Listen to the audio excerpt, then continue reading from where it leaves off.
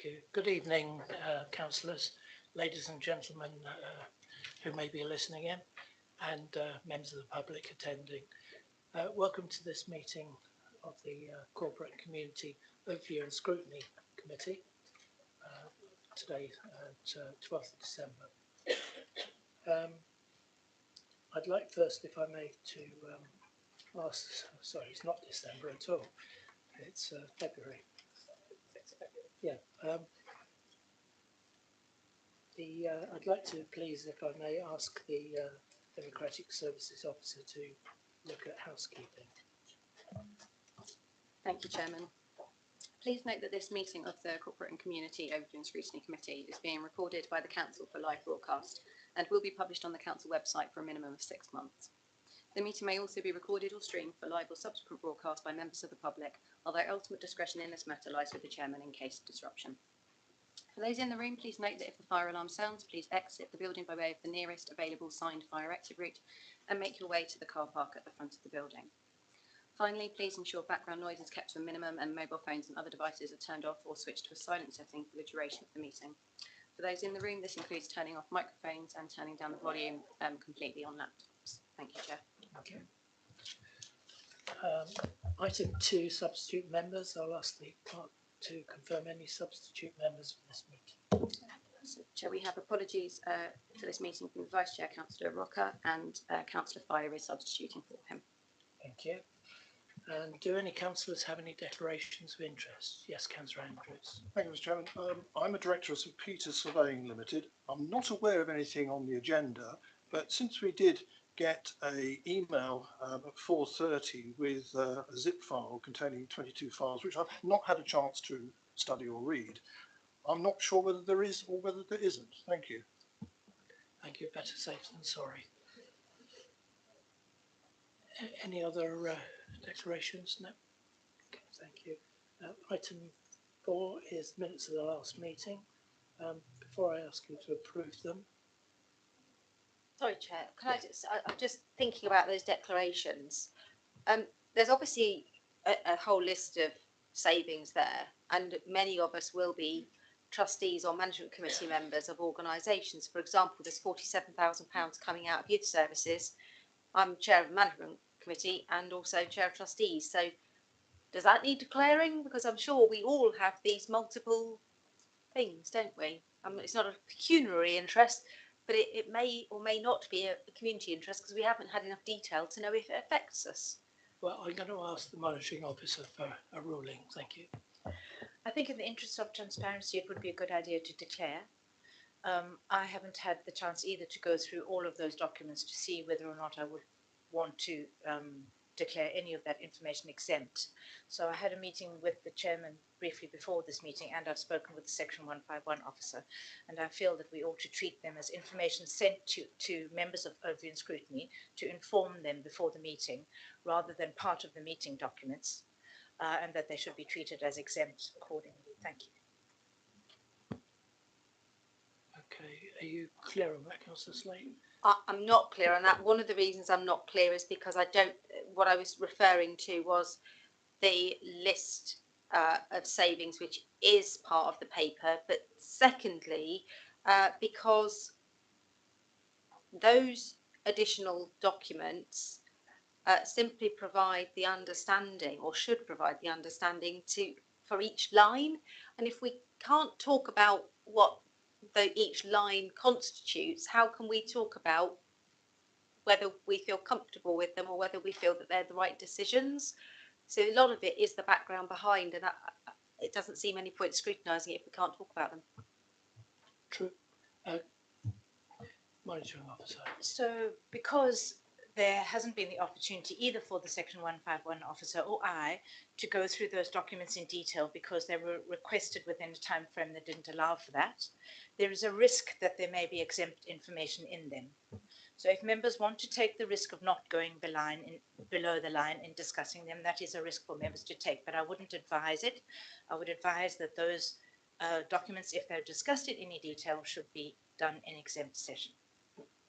But as far as declarations of interest with regard to published savings lines, if you've already noticed, having read the published papers, that you are a member of an organisation or on a board of an organisation listed there, I would recommend that you declare it for transparency.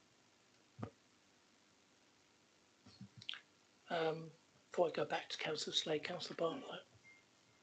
I have some interests that I'd like to declare as a director of BH Live and BH Live Enterprises, and also as a member of the Tricuro Executive Board.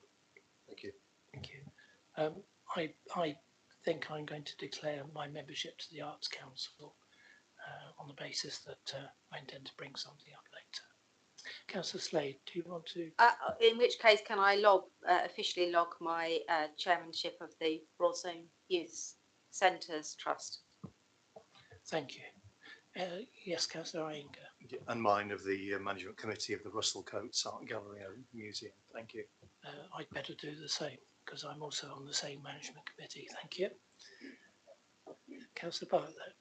So one further interest is the Walberslow Gardens Trust Board.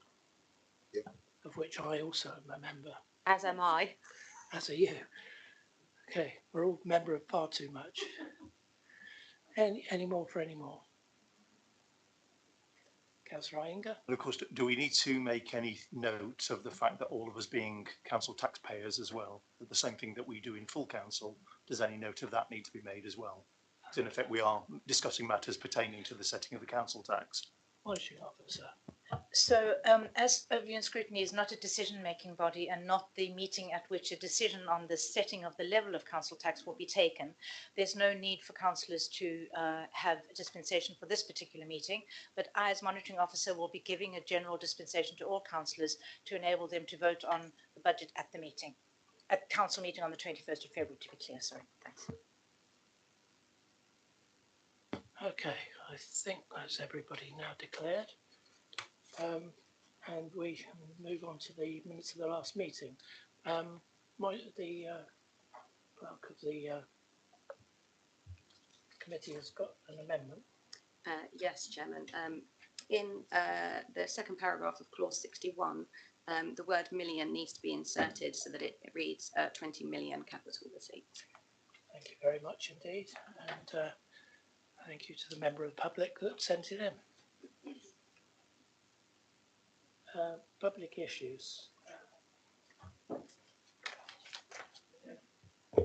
Chairman, there's no public petitions or public statements received at this meeting, but we have received two public questions from Mr. McKinstry, and Mr. McKinstry is here to ask those questions. Thank you very much. In your own time, Mr. McKinstry. Thank you, Councillor Williams. Am I audible, first of all? Jolly good. Okay, question one. I feel we're not being given the full picture in tonight's budget report. Several councillors have tweeted about an alternative budget plan, which has been excluded from tonight's papers, although it was shared at a member briefing. One councillor has gone into specifics, saying it involves, quote, borrowing more for a capital project than needed, unquote, and utilising the surplus. The Minister, meanwhile, states, Appendix 1, that as part of its budget plans, the Council is considering further commercial opportunities, including, quote, a commercial scheme that carries risk, unquote. What is the leader contemplating, and what are the risks to which the Minister of State alludes? Thank you, Mr. McKinstry. I'll ask the Leader of the Council to answer that question. Thank you very much, Jan. Thank you for the question. Yeah, I've been clear in our public statements on this, and also in the budget cafe, the second budget cafe we had with members. Looking forward to bringing forward the budget proposals this evening, but we're also stating that we're going to take the extra time between now and the full council at the middle of February to see and work tirelessly to see if we can improve the budget situation, and in particular the council tax, the council tax requirement. Just one thing I will correct, Mr. McKinstry, if I may. Councils can't use borrowing to fund revenue expenditure, so the expectation in or what was alluded to in your question is technically incorrect. But we look forward to continue to work harder to make sure there are other means to fund local government services and purely the council taxpayer. Thank you, Chair. Thank you, Leader. Mr. McKinstry, do you want to come in with your second question? Okay, second question, Councillor Williams. If the Leader does produce a new budget proposal, perhaps as an amendment to the current budget on the 21st of February, will he publish, well in advance, all advice he has received on the soundness and the legality of that proposal? The Minister has suggested that SIPFA be approached, for instance. I well remember the KPMG reports being withheld during last year's budget, including the warning on page 48 of the first report that the council borrowing to purchase its own assets, quote, would be deemed for an improper purpose, unquote. A warning omitted from last year's budget paperwork. Thank you, Leader. Would you like to answer that? Yeah, thank you very much, Chair. Yeah, absolutely. We made it clear again in a budget cafe session that any advice we've got would be put forward with any budget amendment. And also we had confirmation from conversations with Minister Lee Rowley in terms of the conversation we'd had and his expectation, obviously that any budget amendments are or budgets are legal, so they comply with our section 151 and other statutory officers, and also current SIPA guidance. So the simple answer to your question, Mr. McKinstry, would be absolutely yes. Thank you. Thank you, Mr. McKinstry, for your questions.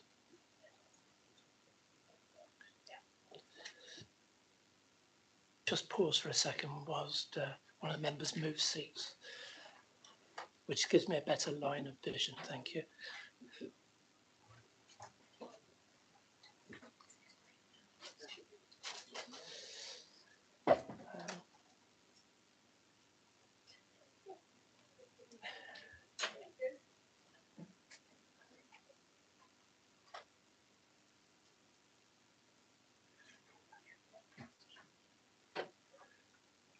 Right.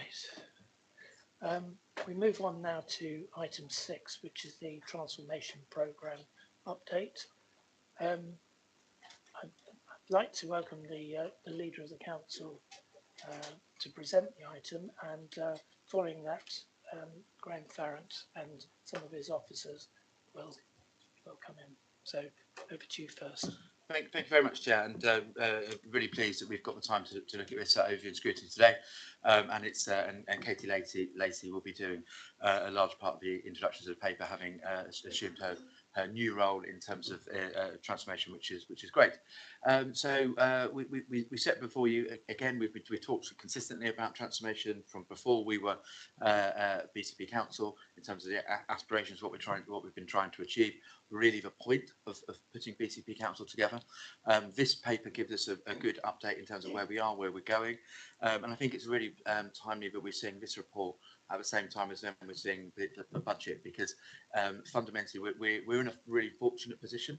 If we hadn't been brave enough to bring LGR forward, it's just under £50 million of recurring savings we've already achieved through doing local government reorganisation. We would be in as difficult a financial situation as many other local authorities across the country.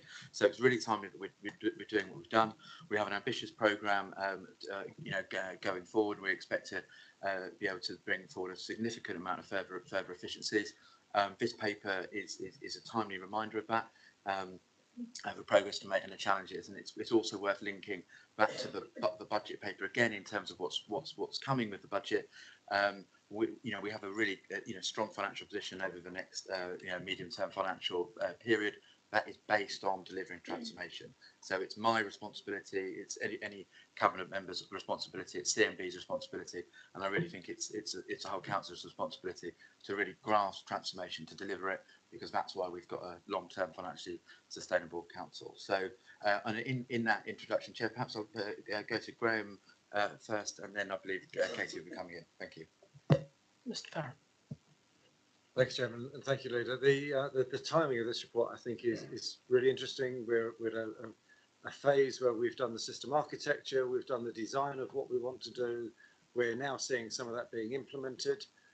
So we've seen some of the system redesign work being completed. And just to give you an example, within children's and adults, we've now implemented, haven't completed the work on, but we have now introduced the new Mosaic system, which brings everybody onto the same system for social care. That's been a really big step forward.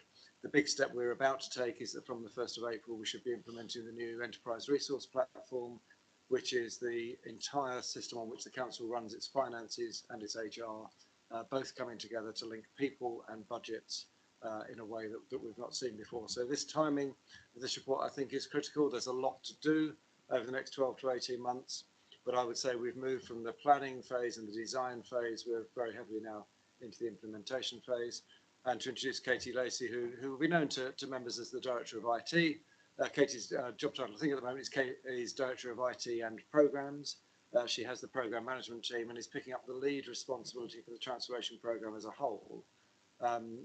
Stepping into that territory that Julian occupied, but I want to be really clear, as the leader said, this has to be owned by the whole of Corporate Management Board. On the officer side, it can't be run by an individual because it has to be implemented across all of our services. From the members' side, it has to be owned by all the cabinet, but certainly from the officers' side, the whole of Corporate Management Board needs to be heavily engaged and delivering for the transformation programme to work. So happy to introduce Katie to take us into the paper, happy to pick up any questions, but just to emphasise, this is a really interesting point, if you like, going from the design to really seeing delivery, and over the next 8 weeks, seeing that new ERP system coming in. It won't be completed on the 1st of April, but we'll see it, the basics implemented from 1st of April, and see that will begin to make the real difference that we thought transformation programme would. Okay, so thank you. Over to you, Katie. Thank you very much. Good evening, everyone. A long introduction to this paper because I understand that there's an important item that follows this one. So this is an update on the progress that we're making on the transformation programme and the 3 principal elements of it. It's really important to understand that this isn't just a technology change for our organisation, though it's about our new organisational design, supporting our colleagues and where and how we work. So since the last update to this committee in May 22, we have made some fantastic progress. There's a clear plan for the go live of the new integrated ERP enterprise resource planning system, which goes live in April. That will replace 2 legacy old HR systems and a finance system, with very much needed modern technology for those integrated systems. As Graham mentioned earlier, we went live 2 weeks ago with the single system for adults and children's social care. So that was much anticipated and really welcomed by those service areas. And we have a clear plan now to engage with departments on service redesign. So we'll be looking at people, processes and technology to make sure that we align that to the new operating model and ways of working. The where we are and how we work is probably the most tangible transformation that you can see at the moment, with the fabulous and professional new office spaces that we've got in the Civic Centre, the Annex, Poole and Christchurch Library hubs, with staff really enjoying the new working environments, the hybrid meeting rooms and the collaboration spaces. The feedback from everybody is overwhelmingly positive. And the final element of it is the supporting our colleagues, which is really key to our transformation, to make sure that we do have high performing teams, which is supported by a new talent strategy. We're delivering to our potential, and we've got a management development programme and our new work from anywhere model, which helps promote healthy lifestyles, inspiring our people, promoting our culture, values and behaviours framework, and of course celebrating our successes with the Our Stars recognition scheme and implementing of the new pay and reward strategy. So I just really wanted to pick out those key highlights. I won't say any more than that. It was quite a brief paper, so I'll open it up for questions. Thank you very much. I've got one so far from Councillor Slade, followed by Councillor Filer. Thank you, Chair. I've got two initial questions. The first one is the biggest frustration that residents face, and to some extent we face as well, is the fact that when you phone up any department, first thing you're asked is, do you live in Bournemouth or Christchurch or Poole? Is this going to stop? Because it's sort of completely undermining the whole principle of the fact that we're one council. And it isn't just one department, it's almost every department you go to. Your first thing you're asked is, where bit do you live in? And the other point is a real frustration, actually. In August 2021, when we had a whole scrutiny session on this, one of the outcomes of that meeting was the setting up of a cross-party councillor transformation group. And it's now February 2023, and I'm not aware it's even been set up yet. And I find it hard to believe that that is an acceptable way of dealing with the governance of this. Okay. Thank you. I think Katie, can you come back on that? Yes, Councillor Slade, I can pick up the first item quite easily.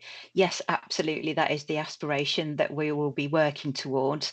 And one of the elements that we're working on at the moment is implementing a new instance of our CRM, customer resource management system. And that will very much make sure that we don't do that, because that is about re-engineering the customer front door side of things. And we do need to make sure that we fold in the website elements of that. And in also working with the customer services team, they've got what they call a stabilisation strategy to make sure that we can improve the way things are working at the moment. But the new CRM implementation will be towards the autumn of this year. I'm not able to pick up on the cross-party working one, so I might look to Graham for that one. Yeah, I was just going to invite Mr. Farrant to come in on that.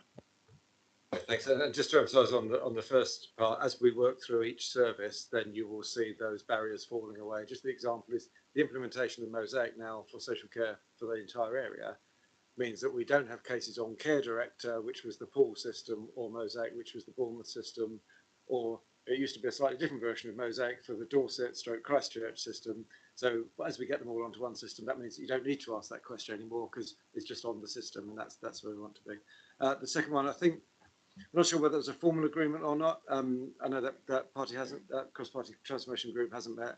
I would certainly recommend that the more I can get members involved across party, the better, because this is a huge programme and it is fundamentally changing the way we work. So from my point of view, the more varied interest and views I can get, the better, because that would raise different issues. So I'm happy to do it. I don't know, actually know if it exists as a formal mechanism. Like, can I come back?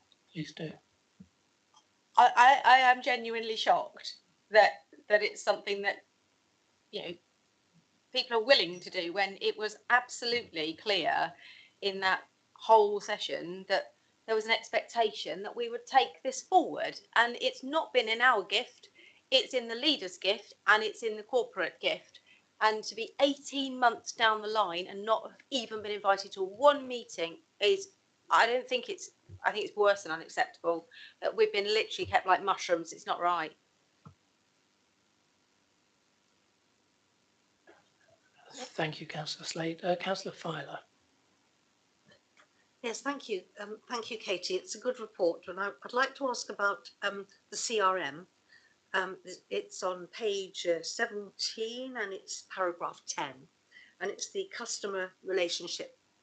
You told us how happy all the staff are and how pleased everyone is to work, but at the end of the day, we're all working for our customers, but our customer department, our customer reporting is not working. And I want to ask about the new system.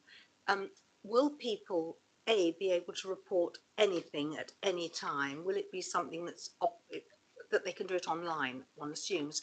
If they see a dead animal in the middle of the night or hit a huge pothole, will it be reported? But more importantly, have we got the people who will respond to that report? Because at the moment I'm getting lots of complaints that people are reporting different things from different departments and nothing is done. And that's when they come to the councillor to see if they can get things resolved. So I hope that this new CRM system will be able to cope with that, and that it will be properly manned and responded to in a timely fashion. Katie, do you want to come back on that? Yeah, certainly. So the new CRM system absolutely will actively encourage 24/7 online reporting through the new customer portal, and people will sign up to their own single account and not have to have different accounts to be able to do things, and they will be able to report things anonymously, and they'll also be able to report things without actually signing up to an account.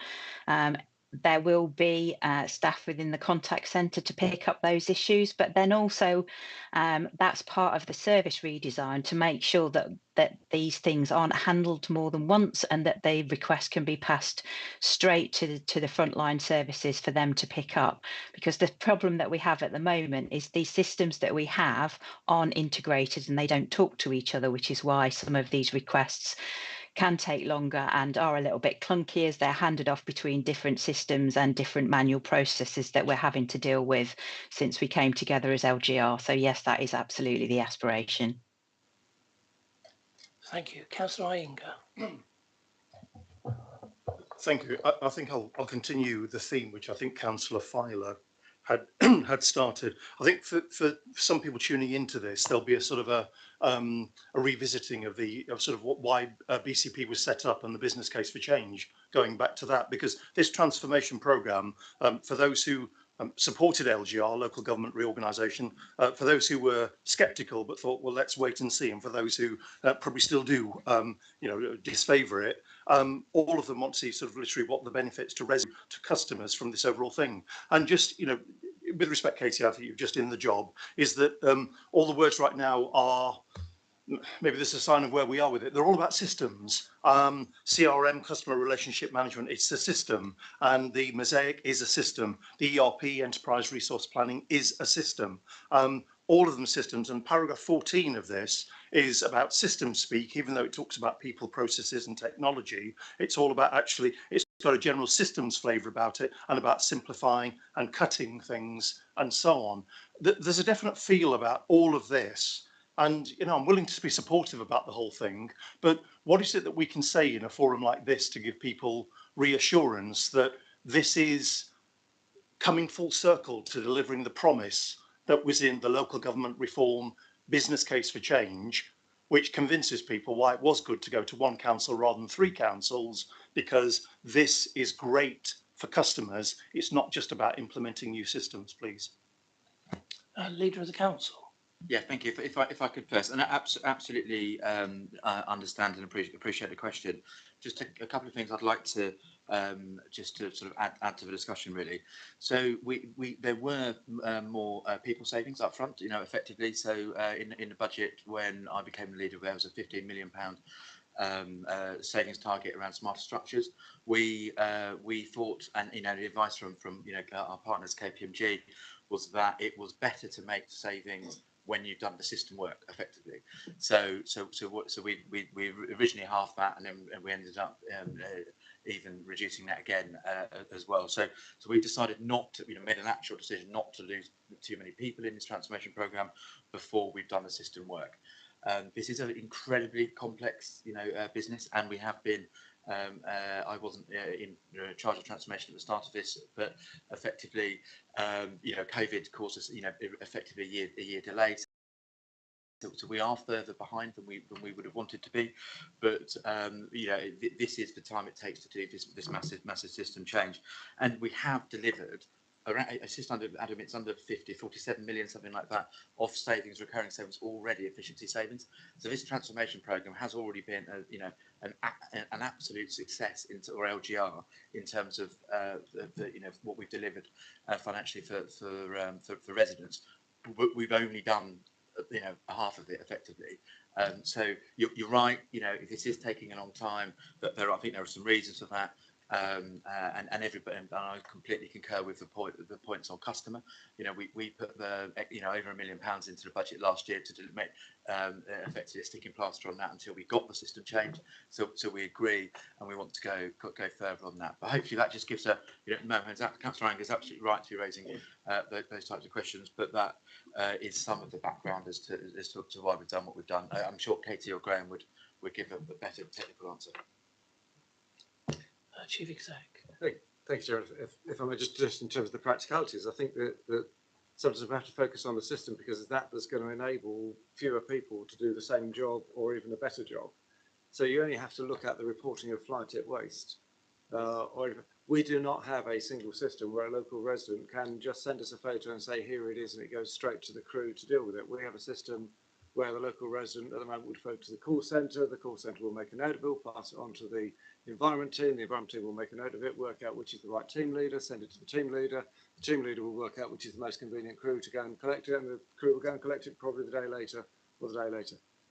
You can have a system where a local resident with their phone takes a photograph of it, uploads that photograph, it's got the digital coordinates and that goes direct to the cab of the nearest crew who will go and collect it. That is a much more efficient system, but it relies on us having a system to do it. You will see efficiencies coming out of it. You will see more rapid responses, but we have to make some pretty significant changes. We can't implement that immediately because our 3 different street cleansing crews all operate off different systems. So whilst there is a bit of a focus on system, the outcome has to be improved customer services. That's what we're aiming to achieve. That's what the whole model is driving towards. It's about efficiency.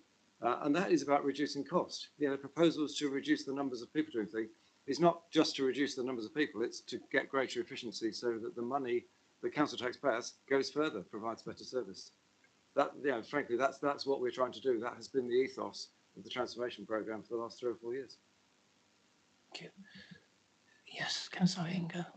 Can I just come back only in one respect? Thank you for that. It's that I think it's not unreasonable for me and I dare say for other committee members to focus on this report and the presentations being very system based, and systems are features, and quite rightly I think me and other committee members will be interested in the benefits of transformation, the benefits on behalf of residents, organisations, businesses and others, and hence things like ERP, enterprise resource planning systems. There's enough documentation about how they've been implemented at great cost, and they can be impressive, but where they failed to deliver benefits. So a question which I think it's a statement from me rather than a question is that there's something that's got to be either here in the meeting today or very subsequently soon, which is about how we're managing this to keep a very, very close watch on the implementation of big costly things to the benefits of those things being delivered. And Graham, if I may, you mentioned the example of children's services, and I don't mean to open this out today in the meeting, but the fact that, for instance, a case is on one system rather than 2 where it was before is probably not the nub of what people are worrying about children's services right now, albeit it may help somewhat. So definitely needs a line of thread to where's the benefits going to be achieved in that particular sphere. Thank you. Thank you. Councillor Allison, you're next. Thank you, Chair. Yeah, I'd like to reflect a little bit on some of the things that were mentioned in the supporting our colleagues section further on in the document. So there's quite a interesting perception here, I think. The document basically indicates that it looks like everybody's very happy and everything's working very well, and we're encouraging people and we're enabling people's talents, etc. And there's a decent wellbeing strategy in place. However, when I speak to officers at lots of different levels of the council and lots of different departments, that's not the perception that I get. So I think we should recognise that there might be something wrong there. Either you're not getting the full story, or people don't feel comfortable bringing forwards their true feelings about the environment they're working in. I think a lot of staff have found the transformation process to be quite negative and quite a difficult situation to go through.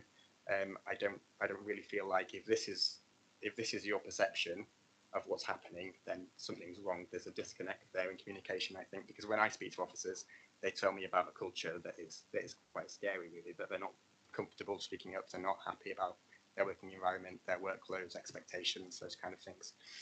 So there's something wrong here. I've had similar experience. Would you like to come back, Chief Executive? Just in terms of the culture, we are trying to create a much more open and engaging culture. This morning we had a senior leadership network comprising about 200 senior managers in the pavilion, including Slido mechanism where they could ask confidential questions, anonymous questions.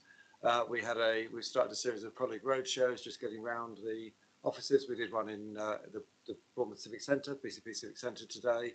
Had about 40 people present, and I think it's about 110 or so online for that meeting. We've got one in Poole, we've got one in Christchurch. We're trying to create the right atmosphere, the right approach and the right culture. It's intended to be a supportive and learning culture. That's what we're desperately trying to create. We are bringing together the culture of 4 different councils, preceding councils, and we had to do this during a time of unprecedented pandemic, etc. That has got in the way, but I do think we're making those strides. I think we do a staff survey regularly, so we do an engagement survey. We're getting those responses and monitoring those and reporting that regularly. If councillors would like to put us in specific directions, for example, Councillor Farquhar has raised a specific issue, we will deal with that and tackle that and make sure that we're engaging with people. I personally go up to anybody that I see that works for us whenever I see them and talk to them and generally find that they are willing to engage. What we have to make sure, I guess, is that gets all the way through the organisation, that culture is adopted by everybody. And the most difficult job at a time of change is that of middle management, because they feel the change is imposed on them from above. They find it difficult what to communicate, and often they feel that their own jobs are under threat because, frankly, we are looking at some significant staffing reductions in the medium term through those efficiencies. So that's probably where I would say it is difficult, but that senior leadership network is specifically intended to try and deal with that group of colleagues. So I think we're making the right moves. If councillors are aware of specific areas where they think there's a problem, please let us know. Thank you. Councillor Dedman. Yes, thank you, Chairman. Yes, I think that part of the conversation we've just been having is because in 2017, when this was all thought up, and I was around then, as some of us were, I think we were told that it would be easy. That was the impression. We've got a little booklet. I've still got my little booklet. We'll do this, we'll do that, and then it'll all be tickety-boo. And of course it isn't, and it's not going to be. And I think, I'm not congratulating everybody for a job well done, particularly. I think there have been problems. But I think that we have to accept that it is a terrific task. And we are doing it as best we can. We certainly did when we were in the administration. And I'd like to also, that wasn't what I wanted to say actually, Chairman, so this is what I want to say, that I'm really pleased that we are now going live with the Mosaic. And I think that adult social care and health in particular, and all the officers, really need to be congratulated for that. It's been an absolutely mighty task. And this is what I'm saying, that these things are far more difficult when you come to do them than when PricewaterhouseCoopers or whoever it is write it on a piece of paper and say, we'll do this and we'll do that. So I think we've done really well with Mosaic. So well done, everybody that's been involved in it. Thank you. I've got Councillor Bartlett next. Thank you, Chair. I've got three points. The first one, well, welcome to Katie. I was actually wondering who was leading this programme, and Chief Exec has preempted my question, so thank you for that. But this does sort of touch on, I think, the issues that Councillor Slade has raised, and that is about the overview and scrutiny's desire to have a bit more oversight of what was going on. And I think what would help here would have been a top-level project plan or programme plan, so we can see. I mean, the report says a number of key milestones have been achieved since the last update to the Corporate Committee Overview and Scrutiny Report 2022. And we've just been told some of them, that some of the things are just about to go live. But wouldn't it be handy if we actually had oversight in a simple form of the programme plan that said this is what our aims are, so just going specifically to the report on paragraph 6, there's a paragraph there I really don't understand, but I think the leader has alluded to what that says. If you could just have a quick look at it, please, leader, and you might be able to just clarify the point for me. But basically, it sounds like a warning flag to me, and I'm just wondering if that's what it is. Leader. I've got a slight technical problem. My computer's just restarting, so I'm just going to get to paragraph 6. Thank you. Yeah, fine. I'm sure it's working completed. Yeah, I think no, this is a fair point around the pay and reward piece. It's actually something separate to what I was talking about, Councillor Bartlett. What I was talking about was the £15 million of savings we were planning on making through pay and reward, which incidentally, in terms of culture, was not well received or would not have been well received by staff and would have put significantly more pressure on the organisation. What that's more specifically talking about is the fact that in terms of the pay and reward, balancing everybody's paying conditions across the council, we took the decision that after COVID, in terms of the financial position of the council, we wanted to try harder to arrange that. We've done that now, and it's I believe being relatively well received. So it is something we delivered, but it's something we took longer to do. So there's an element, a bit of balance. We took the 15 million, we're not input for all of the 15 million, but the material amount of the 15 million cost savings out, but we didn't equalise pay, immediately. We've now done that, so I think the programme's in a good shape. But just to be clear, it was slightly different than the point I was making, Councillor Butler. If there's anything anybody else would like to say, I'm very happy to cede. Yeah, could I just a clarification? It was the last part of the paragraph where it says this is before the transformation was to be completed, but added pressure on the programme and the ability of the council to deliver against the programme's original transformational ambition. So has our ambition now changed? No, yes, it has actually. We've got more ambitious, as you'd expect me to say, because we have actually looked to raise in a further year in the MTFP further savings around what we think is achievable. But absolutely not in terms of downscale. We took the balanced view that we didn't want to take people out of this organisation before we'd done the work. That there was in balance, then it was difficult to align all paying conditions immediately. I've personally been involved in a number of discussions with unions, and I think now we've got there. Particular thanks to the chief exec who moved that forward, personally, in a way we weren't able to do before. So the ambition is the same and further. So we've not changed the core plan, but we've just we've asked for it, to do more at the back end of the programme as well. But we have taken the need to take staff, £15 million of staff out of the organisation. Slightly on that point, but also just in terms of ambition, just to I think it ties in nicely with Councillor Dedman. I think it's worth just reflecting. I know I've used the number £47 million. That's around about a sixth of our budget. That's a huge amount we've already delivered, and we believe we can deliver significantly more. So this programme, this process has been a massive success.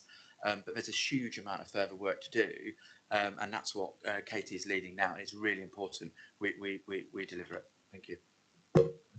Thank you. Just one more point, if I may. Before you do, Chief Exec wanted to come in. Thanks, Chair. So just to reinforce, and it brings together two or three of the points that were made, but just to remind councillors that BCP Council's local government reorganisation is the most complex bit of local government reorganisation that has happened in England since the 1970s, late 1970s, because every other county council has stayed as a county and sucked up the districts, or split the county and sucked up the districts. So they haven't had to change any of their functionality or policies or systems at county council level: adult social care, children's social care, in education, strategic transport. BCP Council is the only one that's had to merge three different sets of county level services, and therefore every one of our services, whether it's a traditional district service or a traditional county service, has had to be rebuilt, rewritten, merged systems, come together with policies. And that, I think that might explain some of the complexity. When I started here, do you remember those halcyon 3 months I had between starting and the council actually forming? I spoke to the chief executive of every council that had been through LGR over the last decade. They all said it takes 10 years before it feels like a new whole council. So from Bedfordshire, which was just split in half, from Cornwall, which was just amalgamated, they all said it's going to take a decade. It always takes a decade. It's the second 2.5 elections are in before people begin to think of this as being a single council. I vowed to do it quicker. We're 4 years in. We're making progress, but they all said it will take a decade. So just wanted to say that in response to some of the comments. Thank you. Councillor Bartlett, you want to? Yeah, just this one. It really was something I picked up on the budget report actually, but I think it's probably more apt to ask the question here, and that's about, we talked about the new systems that have been introduced. But there is a lot of money being spent on data and insight capability, and it's a capital expenditure. Could somebody just outline what that really means in terms of the transformation of the council?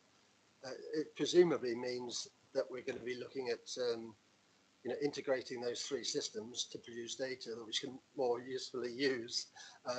But data and insight capability, but there's a lot of money being spent on that. I think 13 million this year and some more next year. So is there anybody that can just tell me what that's all about? Katie. Yeah. So implemented what we call a common data platform.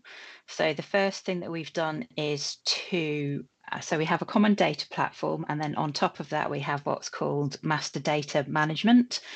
So we've taken a feed of customer information from a number of our existing systems, so from revenues and benefits, electoral registration, education, social care, and we've done what we call mastering that data so that we can identify and anonymize securely the information about residents and make sure that we are dealing with a single view of the customer. So for example, I'm a resident of BCP, I'm registered in 3 different systems because I pay my council tax, I subscribe to Green Waste, and I rent a beach hut. I may have been entered into those systems in a slightly different way. So I might be Kay Lacey with an E, Kay Lacey with an AY, or Katie Lacey or Catherine Lacey. What the mastering of that data does is cleans it all up and understands which individual we are actually talking about, so that when we join these systems together and a resident calls our contact centre, first of all, they'll be able to say, yes, absolutely, I know that I'm talking to Katie Lacey. I have all of her previous engagements with the council. I know what she's reported. I know the status and the progress of each of those items because all of the systems will be talking to each other. And I also have an understanding about Katie and what her needs are. So, for example, she might need an assisted bin collection, and so that then helps the customer services advisor tailor the questions and the way in which they interact with the resident to make it a much better and richer conversation. And they won't have to keep repeating that story. It will be a continuous conversation with the resident. So that's kind of just a little bit of a flavour of some of the things that this data platform will do for us. Obviously, it's one of those things that will grow and we'll keep getting better at, and we'll build on it and take the benefits out of it going forward. We might be able to then use it for predictive analytics, for example, so we could identify our vulnerable residents that live in flooded areas so that we can deal with those first. They're known to us and we don't have to go through a process of thinking about it and identifying should there be an incident. We'll have all of this data that we'll be able to interrogate to help us to run our services better. Thank you. Thank you. Councillor Fowler. Yes, thank you, Chairman. And I think Katie's half answered the question that I hadn't yet asked.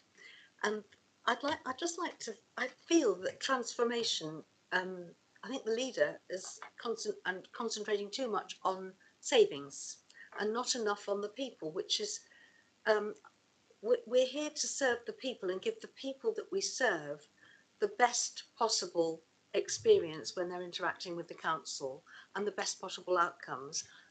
And 2, the idea of transformation is to save money. It's not exclusively to save money.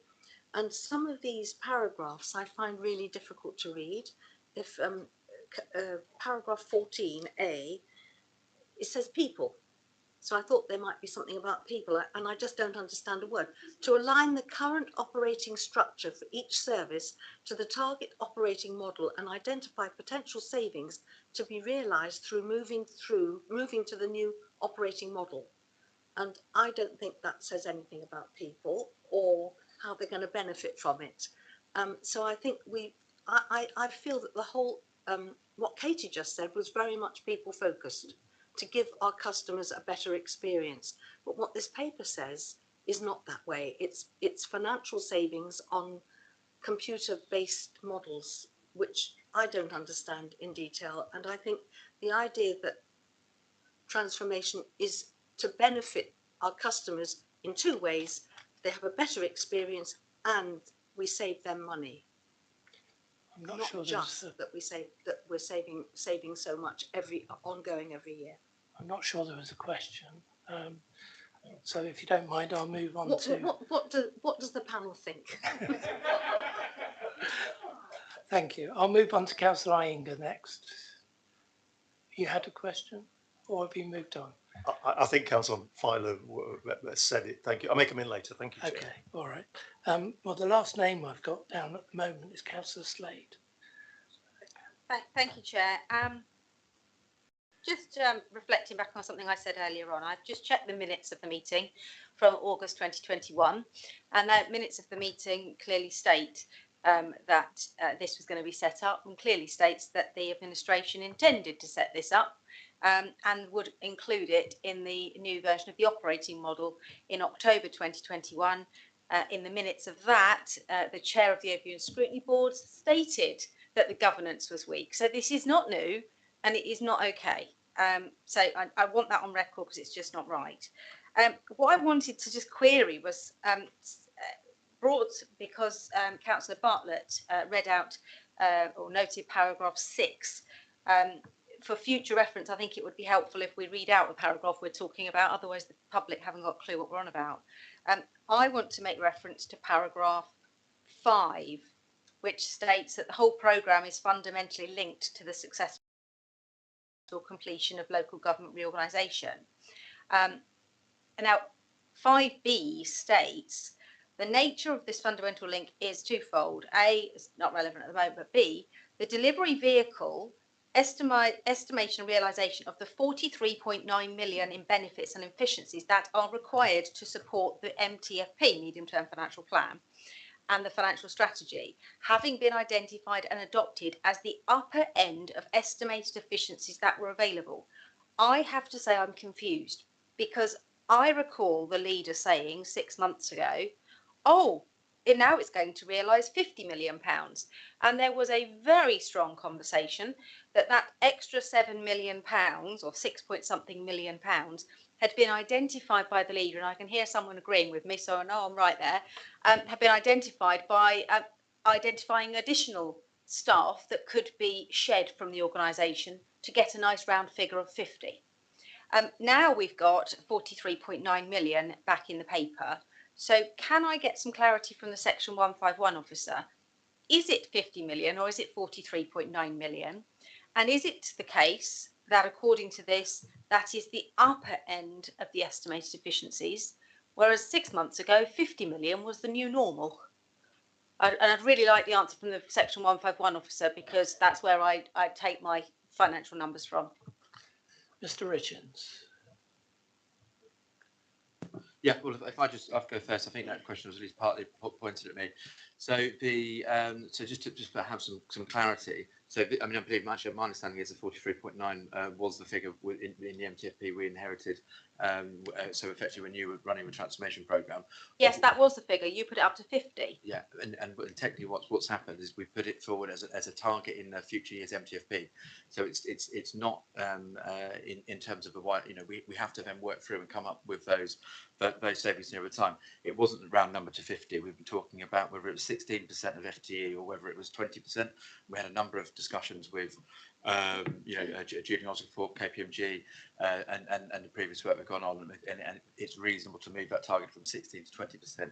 We haven't done the work of that. I think let's deliver the first savings first before we hard coding what that's going to be. But it's an aspiration that we believe we should be able to deliver.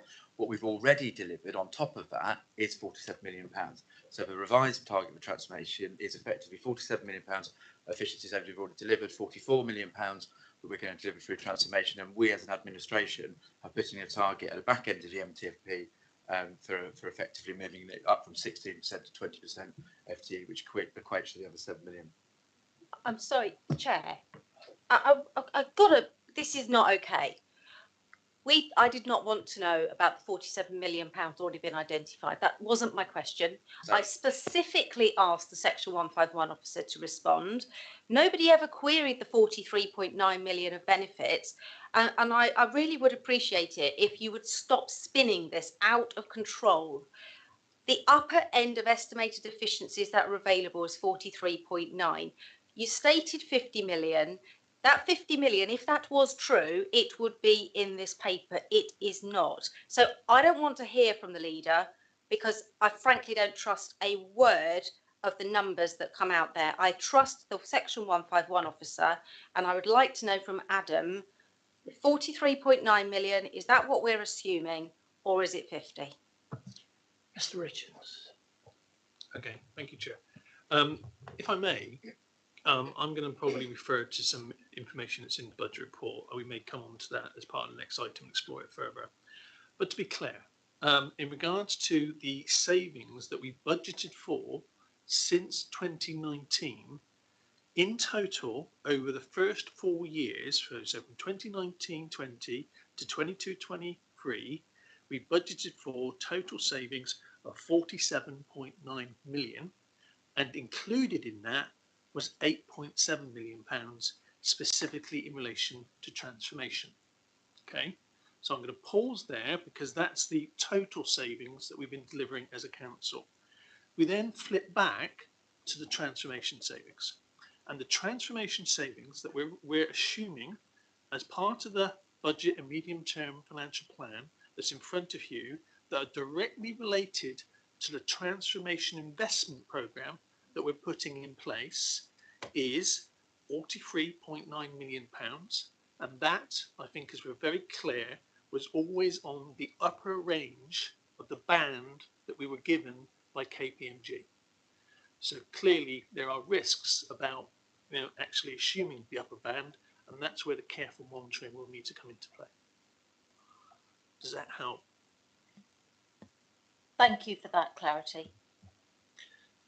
Councillor Andrews, I think you're next for a question. Thank you, Mr. Chairman. I'm referring to paragraph 18, and those who haven't got it in front of them listening in, it says further work is now being planned to improve the council chamber, which will include improvements of technology, accessibility, the working subject listed building consent, etc., etc. Councillor Farlow, we were on the Civic Officers Working Party. What I would have to say is I'm not aware of any work that's been done to the council chamber apart from putting down a few extension cables for people to charge up their laptops and things like that. We've got the 180-degree camera and things like that.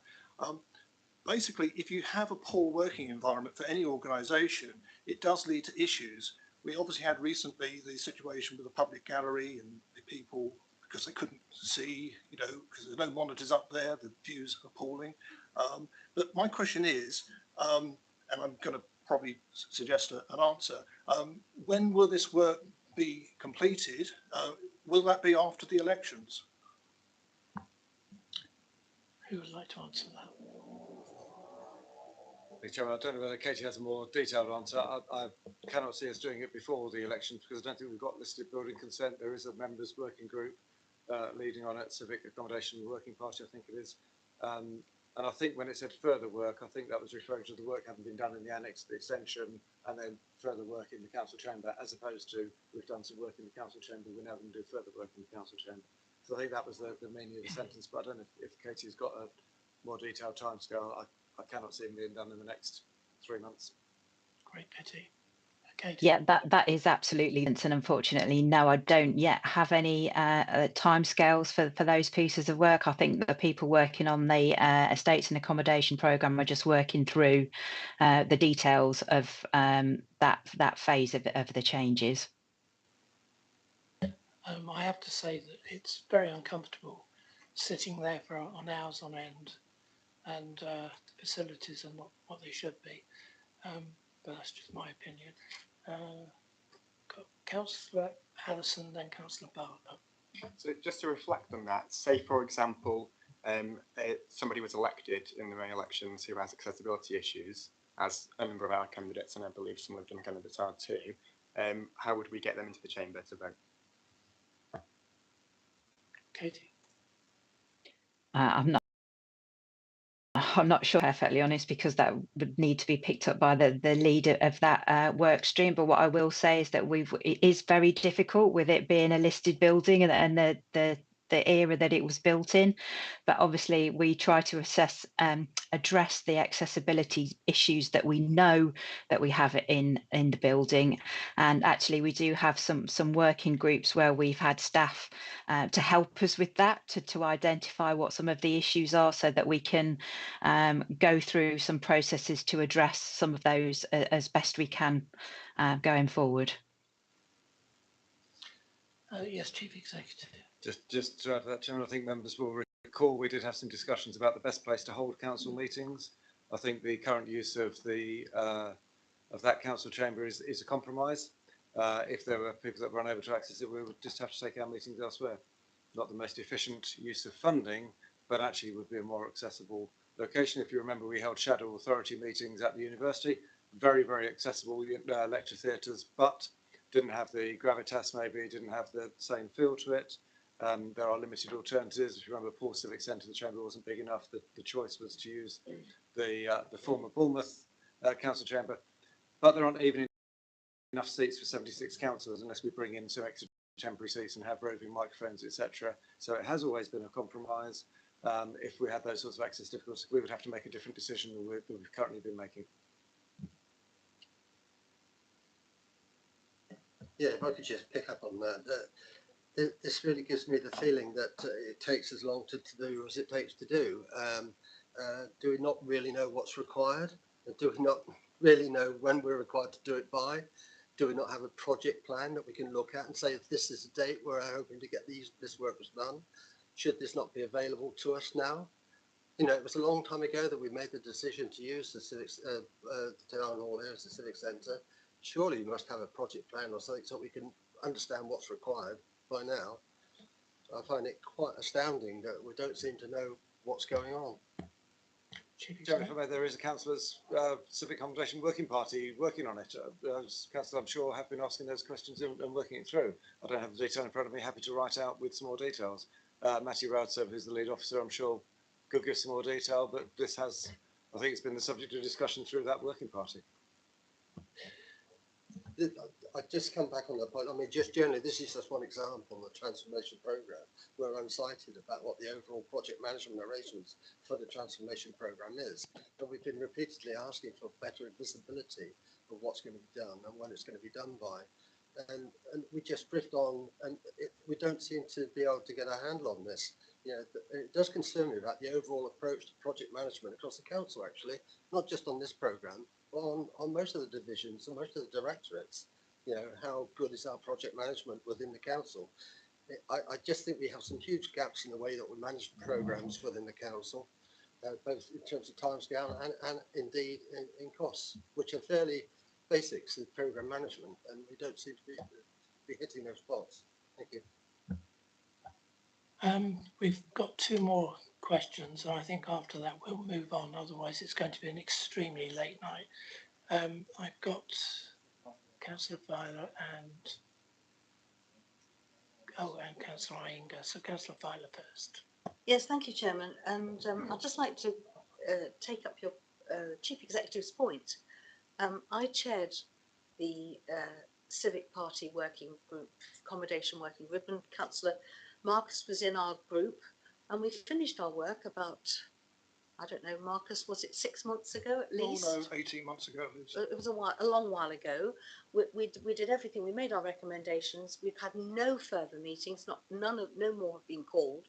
And I think we assumed at that time that the recommendations that we'd made, and it was subject to some extent to what was happening in Paul as well. But there's certainly nothing ongoing. And I'd like to ask the Chief Executive, yeah, listed building consent, it's all very complicated, and we've had other bigger work to do to get the former Bournemouth Town Hall and the Civic Centre working properly for the staff who are in there now. But a simple thing, which certainly wouldn't impact in any way on the listed status of that room, would be to allow cameras and screens to the public gallery. because the people who sit in the public gallery at the moment, if you're not in the front row, you can't see anything.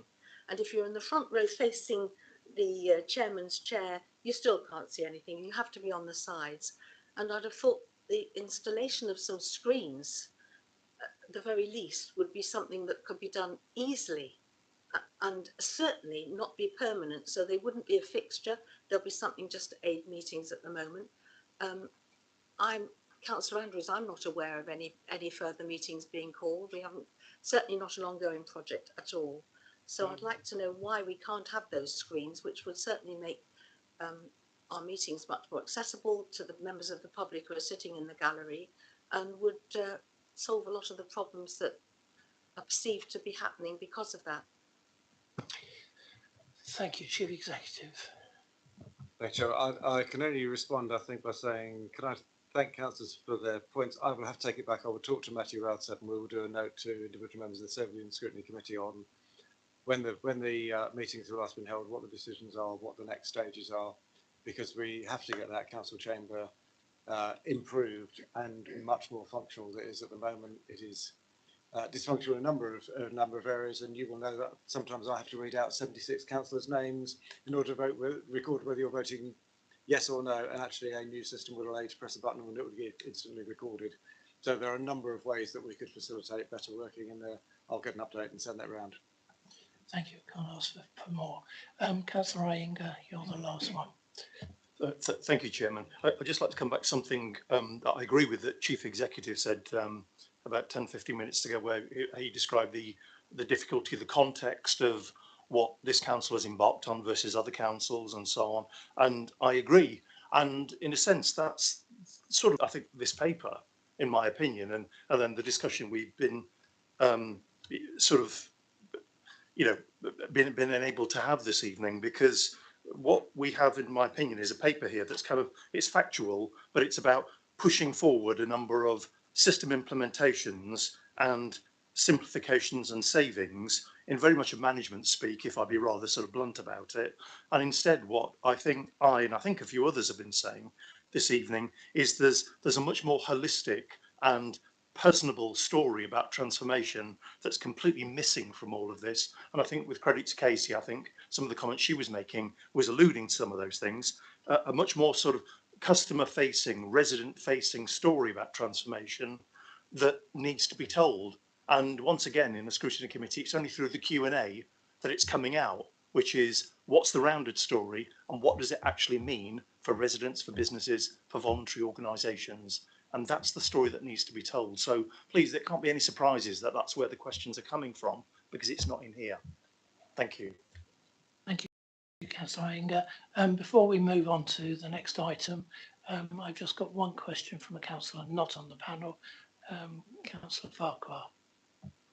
Thank you, Chair, and I very much appreciate your indulgence in allowing a member to ask a question.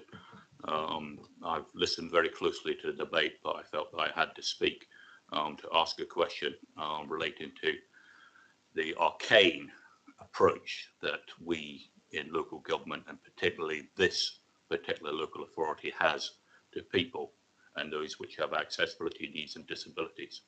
Since my very first day here, it's been identified that accessing that chamber for members of the public and for members of the council, officers, etc., has been an issue. During COVID, we had dispensation from government to actually change the way that Local Government Act works so that people could actually access disability by virtual voting, virtual this, virtual that. The world has moved on, but we haven't. So here we are now.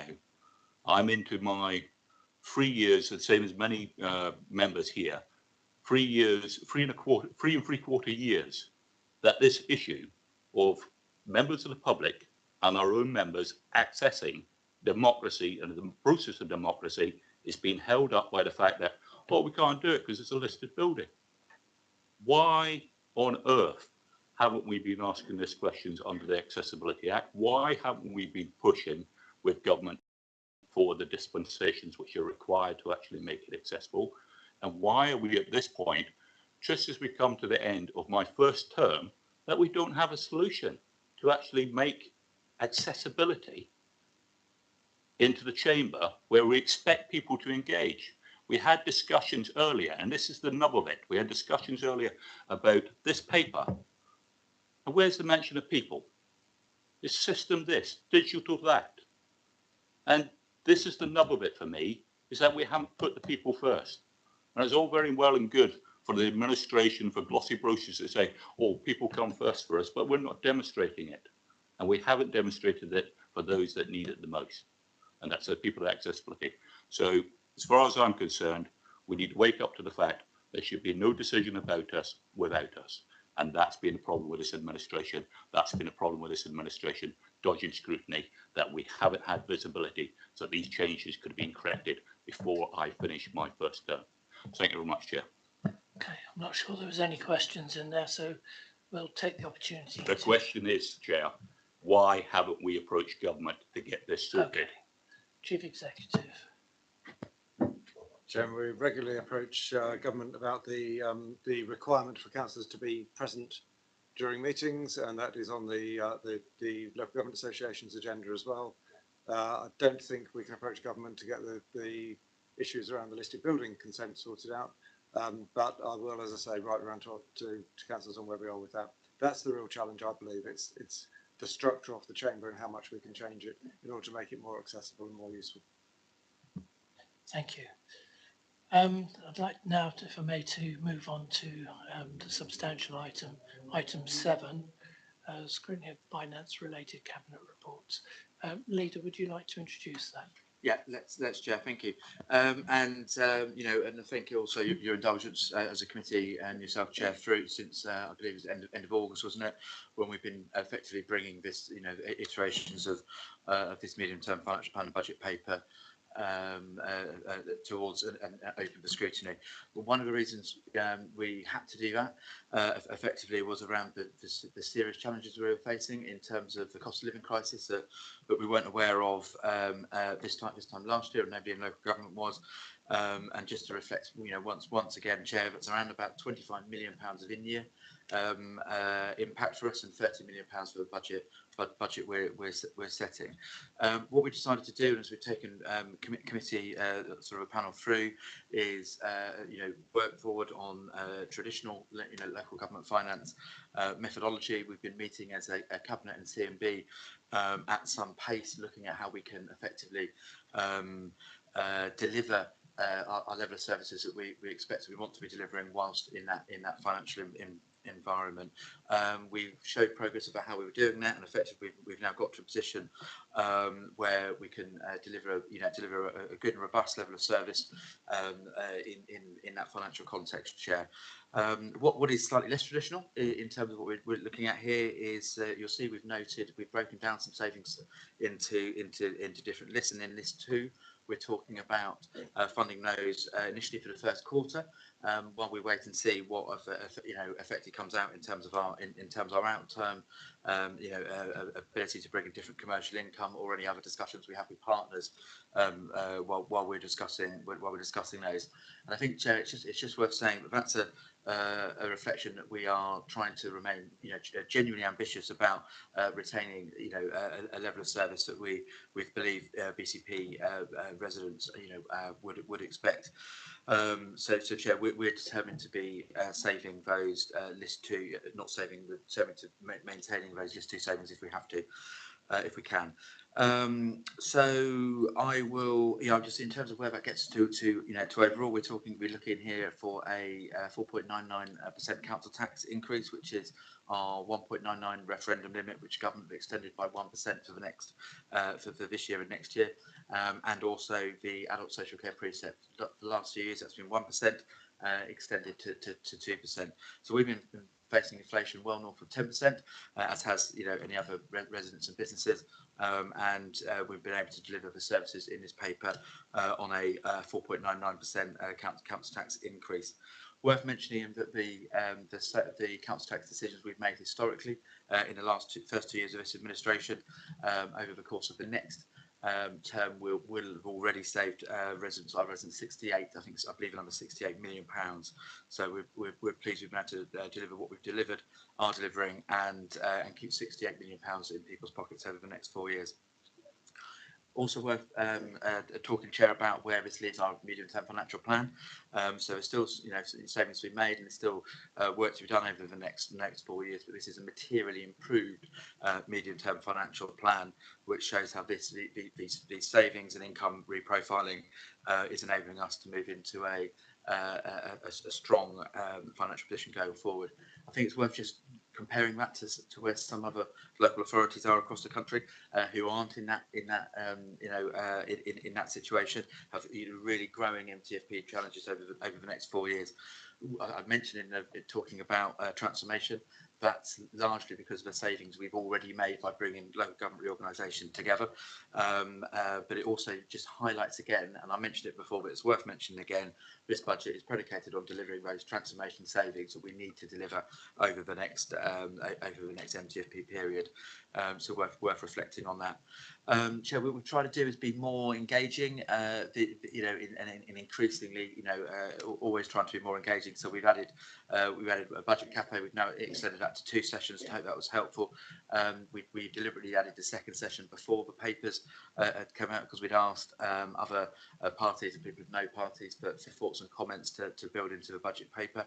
A couple of parties groups have held and suggested to hold dialogue with us, which I appreciate. And Chair, just where has that ultimately got us? So, we have had 25 million pounds of pressure this year that we weren't expecting, and you'll see in the paper we're anticipating a over 10 million pounds positive outturn. So we've really turned that around. Huge credit to my cabinet colleagues and the CMB team who have delivered that effectively. So we're pleased, and in this budget for next year, the reason we're able to keep as many level of services as we are is because of we're using 10 million pounds of the money we saved this year. We can invest into next year's budget, and also a similar figure that we'd saved in the 21-22 budget. So I think what that tells me is we've got a very responsible, diligent, financial process and financial management. We deliver our budgets within and actually underneath our cost base, because we delivered a £15 million service surplus last year. We're on to deliver over a £10 million surplus this year. So it's a really strong record of delivery. There are savings in here that we would rather not be making, or not be suggesting to council we'd be making.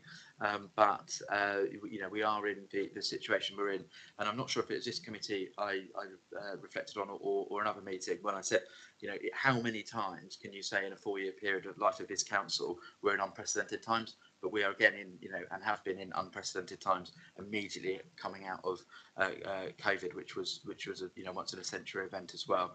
So, Chair, we're increasingly in a long-term financial sustainable position. There are risks in this budget in relation to delivery of transformation programme, the scale of some of the savings we're looking to make. I think our record of delivery in terms of those last 2 years shows that we're in a good place as a cabinet and CMB team to deliver that. I do appreciate there will be a number of questions and discussions, so I'll probably stop there, Chair, and welcome that debate. Thank you. Thank you, Leader. Can I kick off with a question? I was approached by email earlier today by Dougie Scarf, who's the Chief Executive of the Bournemouth Orchestras, and he, I guess, is representing other NPOs, non-profit making organisations, about the value of culture, and he's concerned about the level of cuts that are being made, particularly to the orchestra, which he perceives to be, over the 5-year period, up to 45%. Would you care to comment? Please do, Chair. And I think it's a really important point, isn't it? And it's really important that when I've said in my opening that there are some of the targets and savings targets in our particularly our list 2 savings that we would rather not be making. Culture is a very interesting example. If in the 2 years we've been setting budgets, we put more money into culture, so we've raised the bar in terms of culture. For the Cross Festival Coast Live and other cultural and community budgets that we've increased. So that's where we value culture.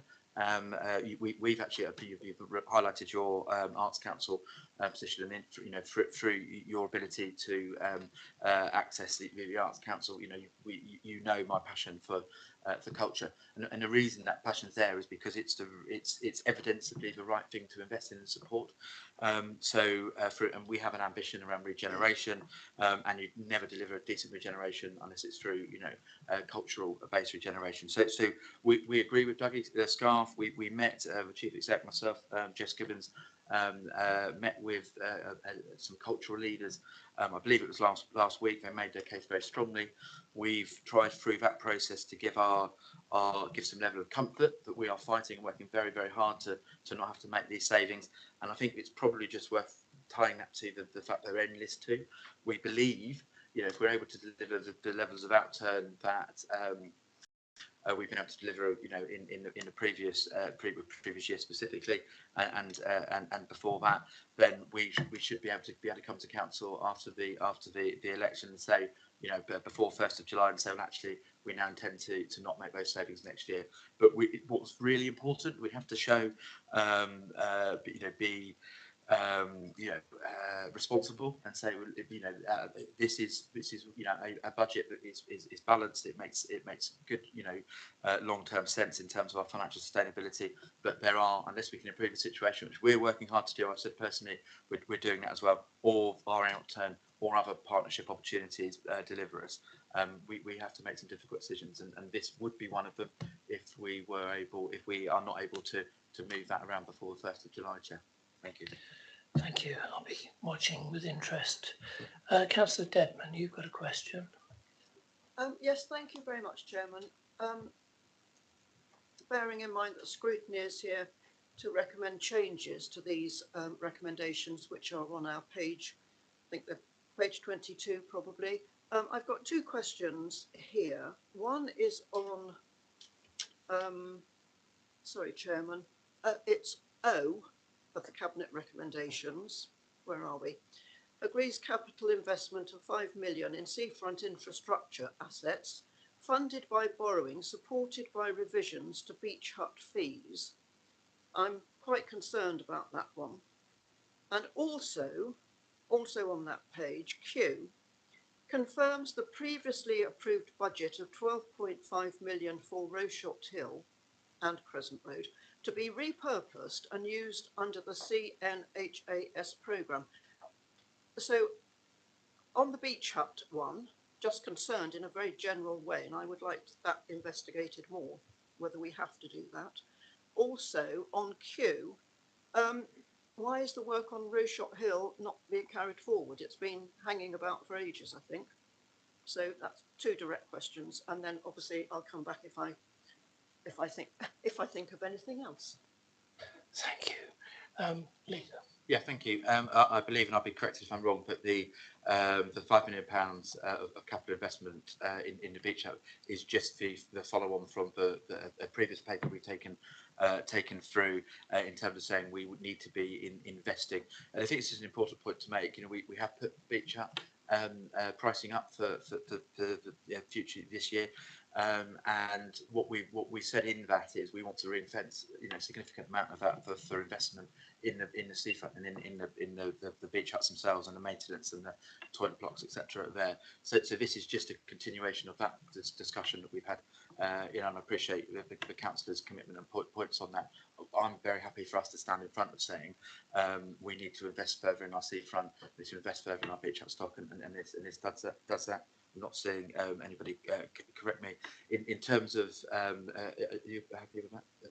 Yeah, just to support the leader. I think section 123 of the report, capital investment in seafront infrastructure, as the leader says, actually identifies further to the provision of beach hut paper presented to Cabinet on the 14th of December, the surface's ongoing revenue funding to support major capital investment of £5 million every 25 years funded by potential borrowing, which I think was, part of that discussion within that paper, that we would be using some of the additional revenue generated through the proposals to invest within the service area. Thank you very much for that. There's a specific question in terms of Rochelle Hill. I'm not close to the specific projects in terms of why, but I'll get you an answer to that. Seeing as it's a funny title, but effectively what that means is our ambitions to buy and build more housing. So that program's going very well, and we're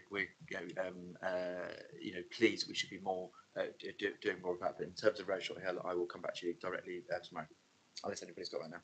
Adam. The councillor to sections 124 to 126 of the report that relate to the council new build housing acquisition strategy as the leaders outlined. Thank you. Yeah, Chairman, can Councillor I just Dedman, say, I totally understand where these are in the paper, on page whatever it was, 1 million. But my point is that that in scrutiny, we don't have to agree to all of these, and I would like my own self to disagree with both of those lines in the budget. Thank you. I've got Councillor Iyengar next. To kick off, it's a process question, please. We've got this committee today. Cabinet sits 2 days from now on Wednesday, and then just less than 2 weeks later, we've got full council. What we're looking at in these papers is, let's call it the sort of the base proposal of the 4.99%. In the leader's cover memo to this budget pack, he mentions another potential proposal that may be worked up. So I suppose my question is it's around kind of what we're considering and voting for, because given Cabinet is 2 days from now, my first question is part A is literally, is it just this proposal that Cabinet is looking at and voting on, or might something else be coming into that meeting? And then the same question again applies to going forward to full council, please. And within all of that, as you know, there's got to be enough time for it to be considered properly by all councillors. Clarity, please. Thank you. Leader. Yeah, thank you. Thank you very much. I appreciate the question. Effectively, so there's nothing we're planning on bringing different. This is the paper. This is what's in front of council at the moment. This has been the budget, but and the 6.51 officer and senior officers and cabinet and CMB have prepared. What I've said, and I'm very still remain ambitious in terms of being able to deliver, is that we do not believe that a 5% council tax increase at a time of a significant challenge across the whole community, we need to carry on working harder. So we look to see if we're able to improve that between now and the budget meeting in February, or the last full council meeting of this the budget meeting in February. I have said that we want to talk to any other groups, and I remind council we are an administration, no overall control. So I thought it's the right thing to do to open up that dialogue. Got two of those meetings further to come, and we'll happily see how those discussions go. But in terms of clarity, this is what is going to the cabinet meeting on Wednesday, and we look to carry on working to see if we can improve the proposal. And obviously there's a detailed time frame around when that is legitimate. I believe it's the Wednesday before the Tuesday. The Section 151 officer has to see any amendments, whether that's from any councillor, let alone group of councillors can bring an amendment, and I believe that then they're published by the Friday, if applicable. So hopefully that gives some clarity. Mr. Richards, can you just confirm that? I can confirm what the leader said, in the sense that I think the council's financial regulations say that an amendment to the budget needs to be presented to the Section 151 officer by 23:59 on the 15th of February. However, with all members, because I think the option is available to all members to bring forward an amendment, I would always encourage sufficient time to allow for proper examination. Councillor Ayengu, you want to come back?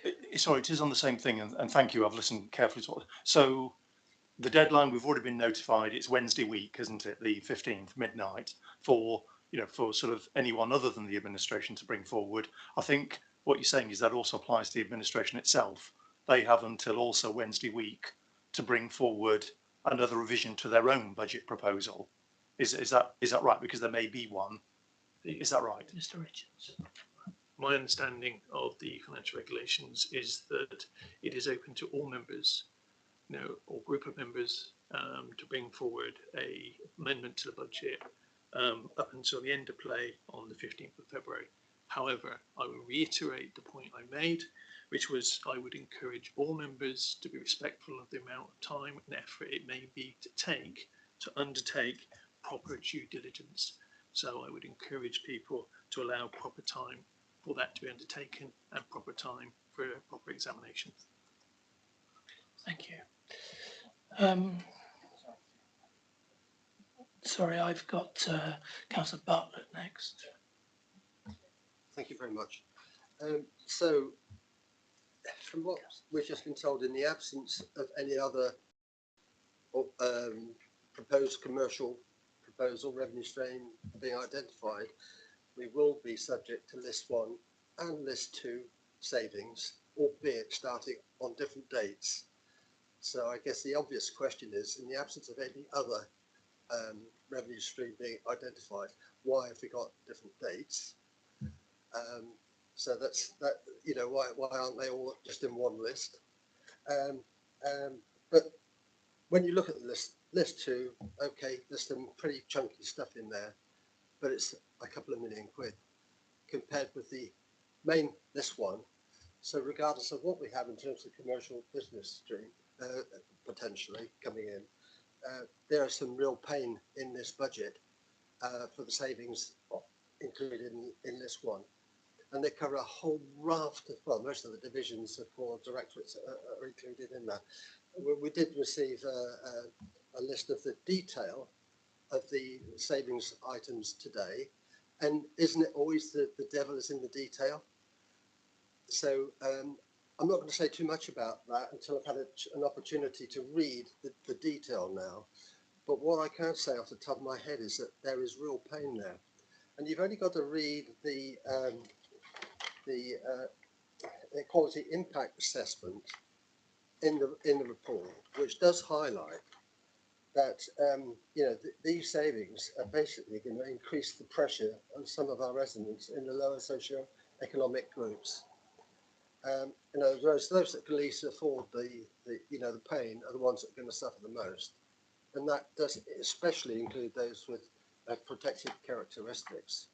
So there's some real issues here, and I am aware of some of the detail of the lines, and some of them I'm going to find very difficult to accommodate. So I'm going to wait till I've done the review and then see. But of course, I'm mindful of the fact that we've got to have a balanced budget.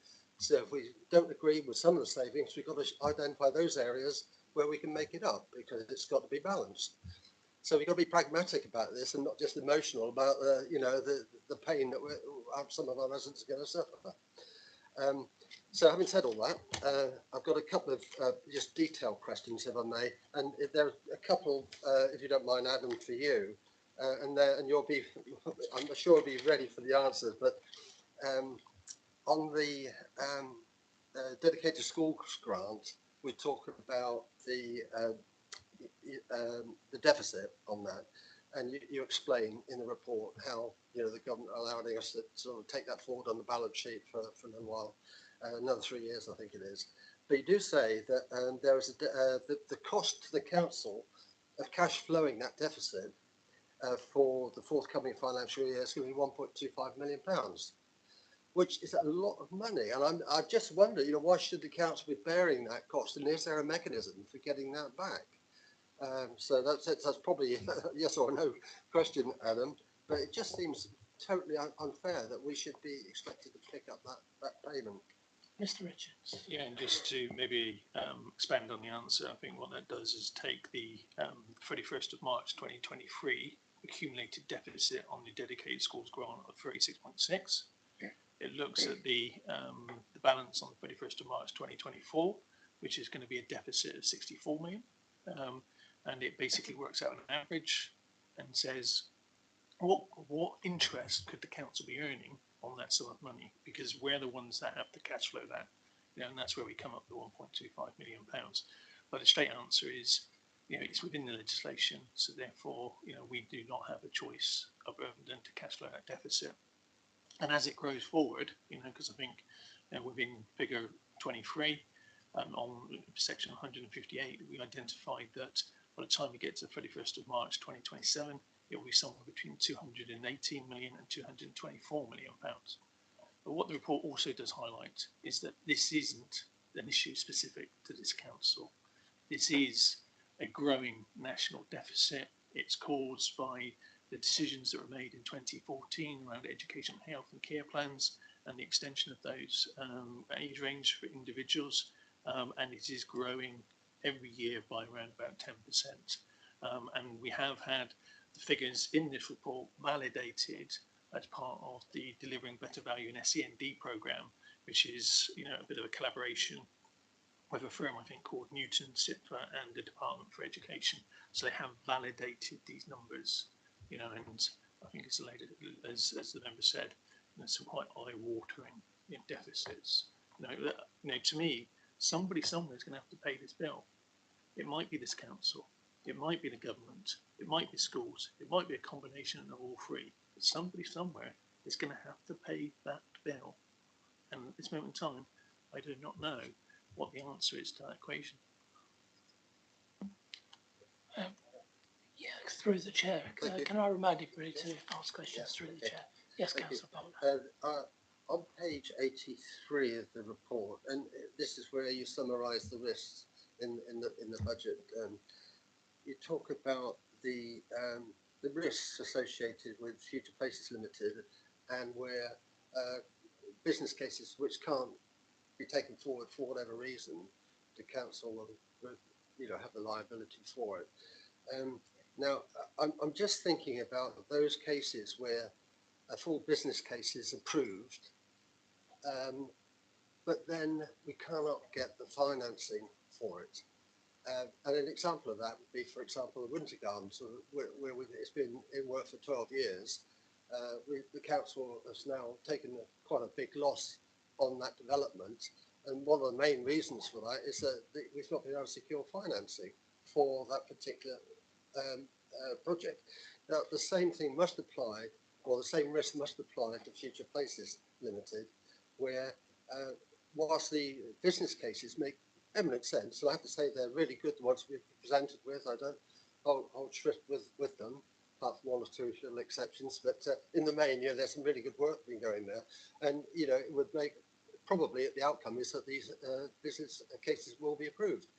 But the problem is, what's the market going to be like, and where's that money going to come from? If we can't secure the financing, then that cost of developing the full business cases will be lost, and some of them will be over £1 million. Now, this is a lot of money, and it's a big risk. The number of programmes that are being worked concurrently by Future Places and will be expected to be financed will not be contained within the Treasury limits for borrowing, I believe. And I don't think there's any expectation that all those projects will be funded by council borrowing. Maybe you could correct me if I'm wrong, but I think my assumption is that there will be third-party funding or financing involved there somewhere. So I'm just looking at the overall risk. Actually, maybe they're bigger in the longer term than what we're really thinking about at the moment. So thank you, Chad. I don't know if anybody, maybe the lead on that one. I don't know. Do you want to comment, Peter? Yeah, very happy to, Chair, and thank you, Steve. I think you're right. I think that is, there is risk, in that. That's why we clearly put it in the report. Council needs to be aware of that.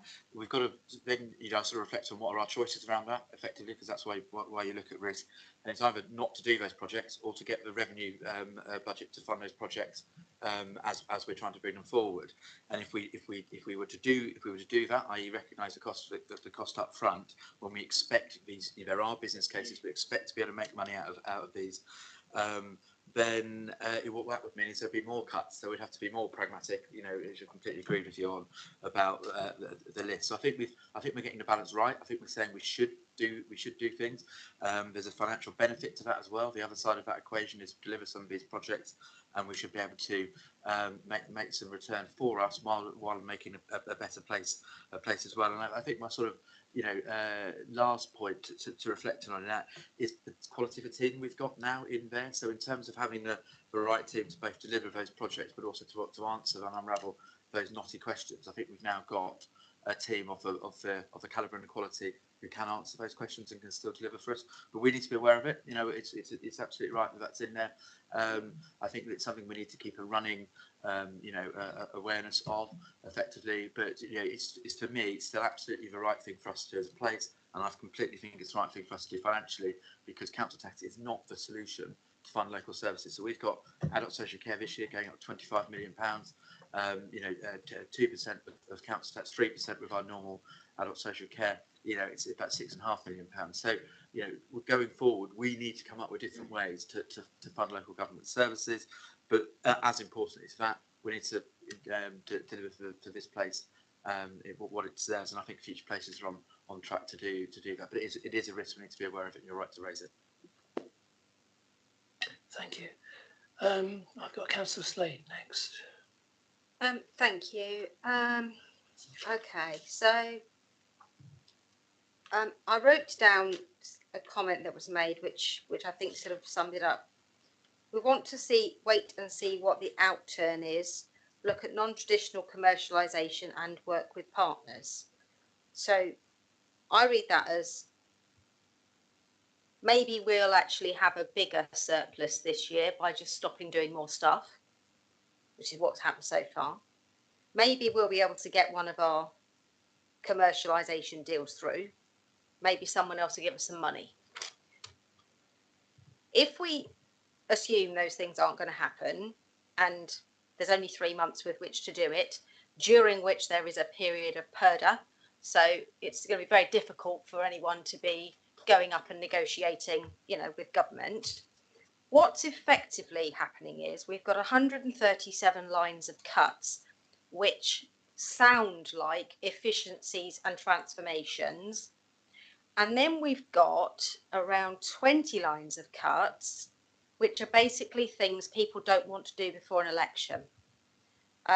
Those items, without going into any of the details, are cutting CSAS officers, cutting citizens' advice, cutting community grants, cutting all the activities, stopping funding our paddling pools. They are the frontline things.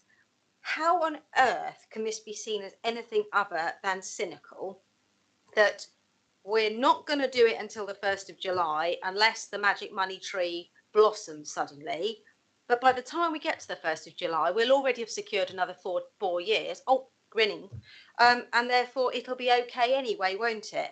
That is beyond cynical. It's disgusting and it's dishonest, because these are going to affect the most vulnerable people. Becoming an enabling council rethinking community development means taking all of our most deprived communities and taking the people away who support them.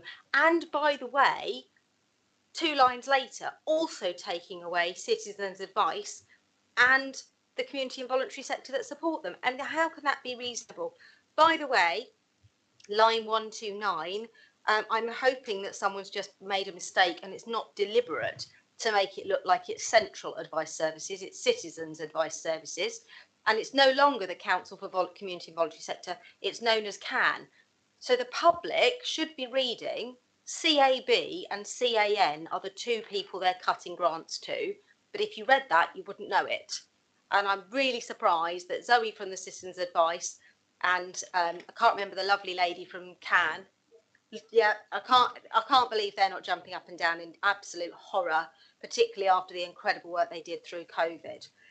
So I'm interested to know why you don't think this is cynical. You talk about saving residents' money on the one hand, but that money that you have kept in residents' pockets is the money that is meaning that we've got to cut these services because it hasn't been the council to deliver for the most vulnerable. On future places, and Adam, can I just help me understand this? Future Places has a working capital loan of, was it increased to 11 million? Was it 8.9 million? I can come in. The working capital loan that this council has agreed to to BCP Future Places is £8 million. There is no budget provision for that, and the current drawdown is 3.5. So just for my through the chair next. Sorry, I apologise, Lawrence. Chair, I'd like to ask Adam if he'd just help me get my numbers right around the working capital loan Future Places. So the council granted them an £8 million working capital loan. That is the money that they draw down to pay their staff, their overheads, etc., etc. Yeah. As and when we approve a business case, they then bill the council for that work. The council then pays the bill and repays the money that they've taken in working capital loan to pay the staff, so that number goes down. Have I got that vaguely right? You got it vaguely right. Vaguely. Ultimately, when we pay BCP Future Places for a outline business case or a full business case, clearly we'll make a payment for them. It will be their decision as to whether or not they repay that loan with that or cover the next period of time's expenses. Thank you. What I'm trying to get to is this, Chair, is on the assumption that that's how the money transaction works. Do we have a control over how much they pay their staff and how many staff they employ? And if we decide to withdraw a programme, so for example, we ask for the scope to be restricted and perhaps ask them to focus on a few projects, and does that not mean that we're basically cutting off our nose to spite our face? Because we've then got to have a whole load of people who are employed who need to be paid, but we've just gone, oh, we might not want to do that anymore. So can you help? For the purposes of me getting this clear in my head, do we really have an option to rein back on Future Places if we decided that actually it carried with it too much risk? Because actually we've created a bit of a steamroller that we can't stop, or could we just stop it if we chose to? That's a bit of a difficult question to answer. I'm not asking for your political opinion on it. I wouldn't do that. At the end of the day, it is 100% owned company by this council. So this council can ultimately make decisions with regards to the future operation of that business. So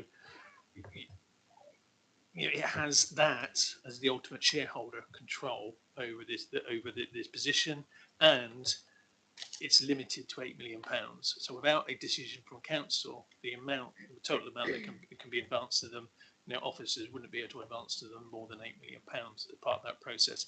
But I think the point, just to emphasise, is when it comes to those OBCs and full business cases, when they are agreed by this council through whatever governance arrangements is appropriate, we capitalise those costs. So we charge it to capital, not to the revenue budget. And therefore, hopefully it then leads into successful schemes, and say some of those schemes could be, say, funded by borrowing, and then ultimately that would be wrapped up as part of the overall cost of the scheme and the overall viability of the scheme. It only ever becomes a problem to us if, a lot of money is spent on that, we agree it by an OBC or a full business case, but then for some reason, whatever reason that will be, we decide not to progress. And at that stage, what we previously charged to capital has to be charged back to revenue. And then that's the risk, because we've got no provision for it. So through the chair,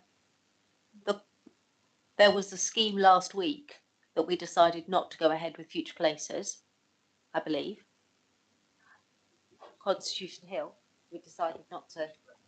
Sorry, a recommendation was made to not go through the Future Places model, but there will have been costs involved in that so far. through an outline business case that's not being taken forward. So those costs are effectively lost. Well, I don't believe that's the case, because I think actually in this instance, in the specific instance of Constitutional Hill, we're passing it back to an in-house team. So with regards to taking it forward, the in-house team will take it forward. For the work done for BCP Future Places at this point in time, I think we've agreed a payment for their work done up until that point before it then gets taken on by the in-house team. So in that instance, which will be capitalised. Yeah, going forward will be capitalised. It won't be charged revenue. I'm just trying to understand the potential impact on the budget of a decision, because there's a lot of talk in the public about whether or not Future Places is a good thing or a bad thing. And it's important that we explore those options in advance of making a decision about a budget, because, a potential cost to the council of not doing something is as important as the potential cost of doing something. I think it's important that that is understood. So the potential risk to the council is a maximum of £8 million. Would that include redundancy costs and staffing costs? Is that the cap to the council? The decision by council regards to the working capital loan is actually £8 million. That's the only decision made by council. Clearly council have got the power to make decisions in the future about future scenarios, but regards to where we are today, they've only made one decision, and that's to advance them a working capital loan of up to £8 million. Full stop. Yes, please. So before we got to Future Places, there's a number of questions and comments I'd like to. It's really important we draw out. You talk about CSAS officers, and that's and you're right. There are some decisions in here that we would rather not be taking. Just to give that a little bit of context first, what we're actually doing is giving more officers across the council the ability and powers under similar to CSAS. So we're actually going further on our ability to do enforcement. What we're also bringing forward, as you'll see, is the PSPO. So we're getting on with enforcing and against littering. That's something, I'd be amazed if you would support. You've not supported PSPOs as they've come forward before. And more factually, when you're talking about, electioneering, let's be really, really clear about, there's two things. When we weren't the administration, we stood in front of council and said we should extend, when it was your budget, you're a leader of a council, we said we should put more money into CSAS officers. You and Unity Alliance voted that down. Clear choice. We put more money in to CSAS officers. When we put more money into CSAS officers last year, you didn't support that budget either. So I think it's well, I think it's frankly, to use a word you use quite regularly, outrageous. That you're sitting here and saying we're going to be cutting CSAS officers when you have voted against putting extra money in CSAS officers anyway. And that is a really clear choice. We've talked about, and it's in here. 62 million pounds of tax we would have saved over the next four years. Clear choice. What you would have done is put up council tax to the maximum, and you wouldn't have, and you wouldn't be investing in regeneration. We also look at, and then the derogatory remark about an enabling council, which is a very modern, and community-based way of moving forward. We're working with some. I was asked to speak at the LGA conference around asset-based community development, and what we're doing in terms of leading the country, in terms of putting communities and people at the heart of what we're doing. We delivered, an extra, rather than the 10% of most deprived areas, we moved that up to 20% of most deprived areas. So our track record is investing more in communities than you've done. We talk also about enabling councils. Our partners are asking us to become a more enabling council. Destination Management Board very much asking us to do this. So ultimately we're delivering in very tough circumstances, and we're very, very happy to stand by our record in terms of community safety, communities in general, and I just couldn't not call that out, Chair. Thank you. There's no way that can go unsaid. Creating an enabling council requires the loss of 13 jobs, 13 members of staff that actually state in the papers that this will drive more people to statutory services. And the partners you talk about in the community sector are the Community Action Network and the Citizens Advice Bureau, for whom you are proposing 2 lines further down to cut their budget to the point whereby they may not be able to survive another 2 or 3 years. So I just think it's totally disingenuous. Stand by it. You want to say we didn't vote for your additional couple of CSAS officers? No, we didn't. We made different choices that we stood by. Stand by this yourself. Bring these in April, and you stand on a podium at the election and say you're prepared to do that. If you're not prepared to do this till the 1st of July, it's obvious why, because you're a coward. That's not very good language, I'm afraid. I apologise for that language, Chair. I do not think it is a very intelligent thing to do to go to the electorate telling them that everything is fine when you fully intend to cut these massive things 3 months later. It is not honest. And my interpretation, if you're not honest, there is a big link between your ability to be brave. Councillor Miller. Very briefly, you know, two things in that. One, a lot of things you're referencing there are extra money we've put in that weren't there in the baseline when you were the leader of this council. So this is money we've put in, and now in a mature and responsible way, because of the circumstances we've had around cost of living, we are now saying we are prepared to take those tough choices. Absolutely, we are prepared to take the choices in this budget, but by putting them in there at the 1st of July, and this is actually an answer to Councillor Bartlett's question earlier on, is showing ambition. We believe, you know, we delivered a £15 million surplus last year, and that is when we didn't have an expenditure control. We believe we will be able to address this by normal traditional measures, but we need to be ready to make those savings, so we have got a balanced budget for the full period. So we're ready to make them if we have to.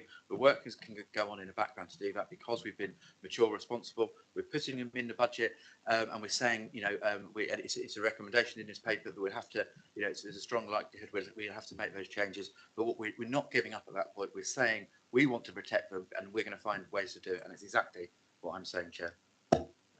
Thank you. Councillor Allison, you're next. Thank you. Yes, once again, as with many meetings where we discuss budgets in BCP Council, I found myself completely dumbfounded by the difference between the reality of the financial position as laid out in the paper and the rhetoric that comes from the administration, which are just two completely different things. Every time we have one of these budget meetings, every time we have a full council about meeting, the rhetoric is just ridiculous. It is completely false to things that the leader is saying. In his response to Councillor Iyengar, he said... I just been said completely false of things I'm saying. I mean, that's not. I was going to reiterate. Sounds a bit my point. Sounds a bit libelous to me. I think you should probably probably apologise. Say the next sentence, which will explain to you what I'm talking about. In the response to Councillor Iyengar previously, the council leader made 2 statements. The first one was, the paper we have in front of us is the budget that's going forwards for council. And then he made a further sentence, which says that we are going to explore ways we can reduce the council tax burden in between now and the full council. The 151 officer has given a date by which amendments to the budget that we've got in front of us should be made on the 15th. I would argue that even though that may be fine with the 151 officer, that this meeting tonight is the scrutiny meeting for this budget, and therefore any amendments or detail or any changes to what we've got in front of us should be here tonight for us to scrutinise. And I think you're coming very dangerously close, Leader, to misleading councillors in this room about the true financial position and your plans for what you're going to do in terms of finances. And while we're on said subject, I was under the impression we were expecting an apology for exactly that at a previous full council at this meeting. So we'll be getting that apology now or at the end of the meeting. I think this might be a good time to take a break. It's been 2 hours, and I for one need the comfort break, so we'll have a 10-minute break.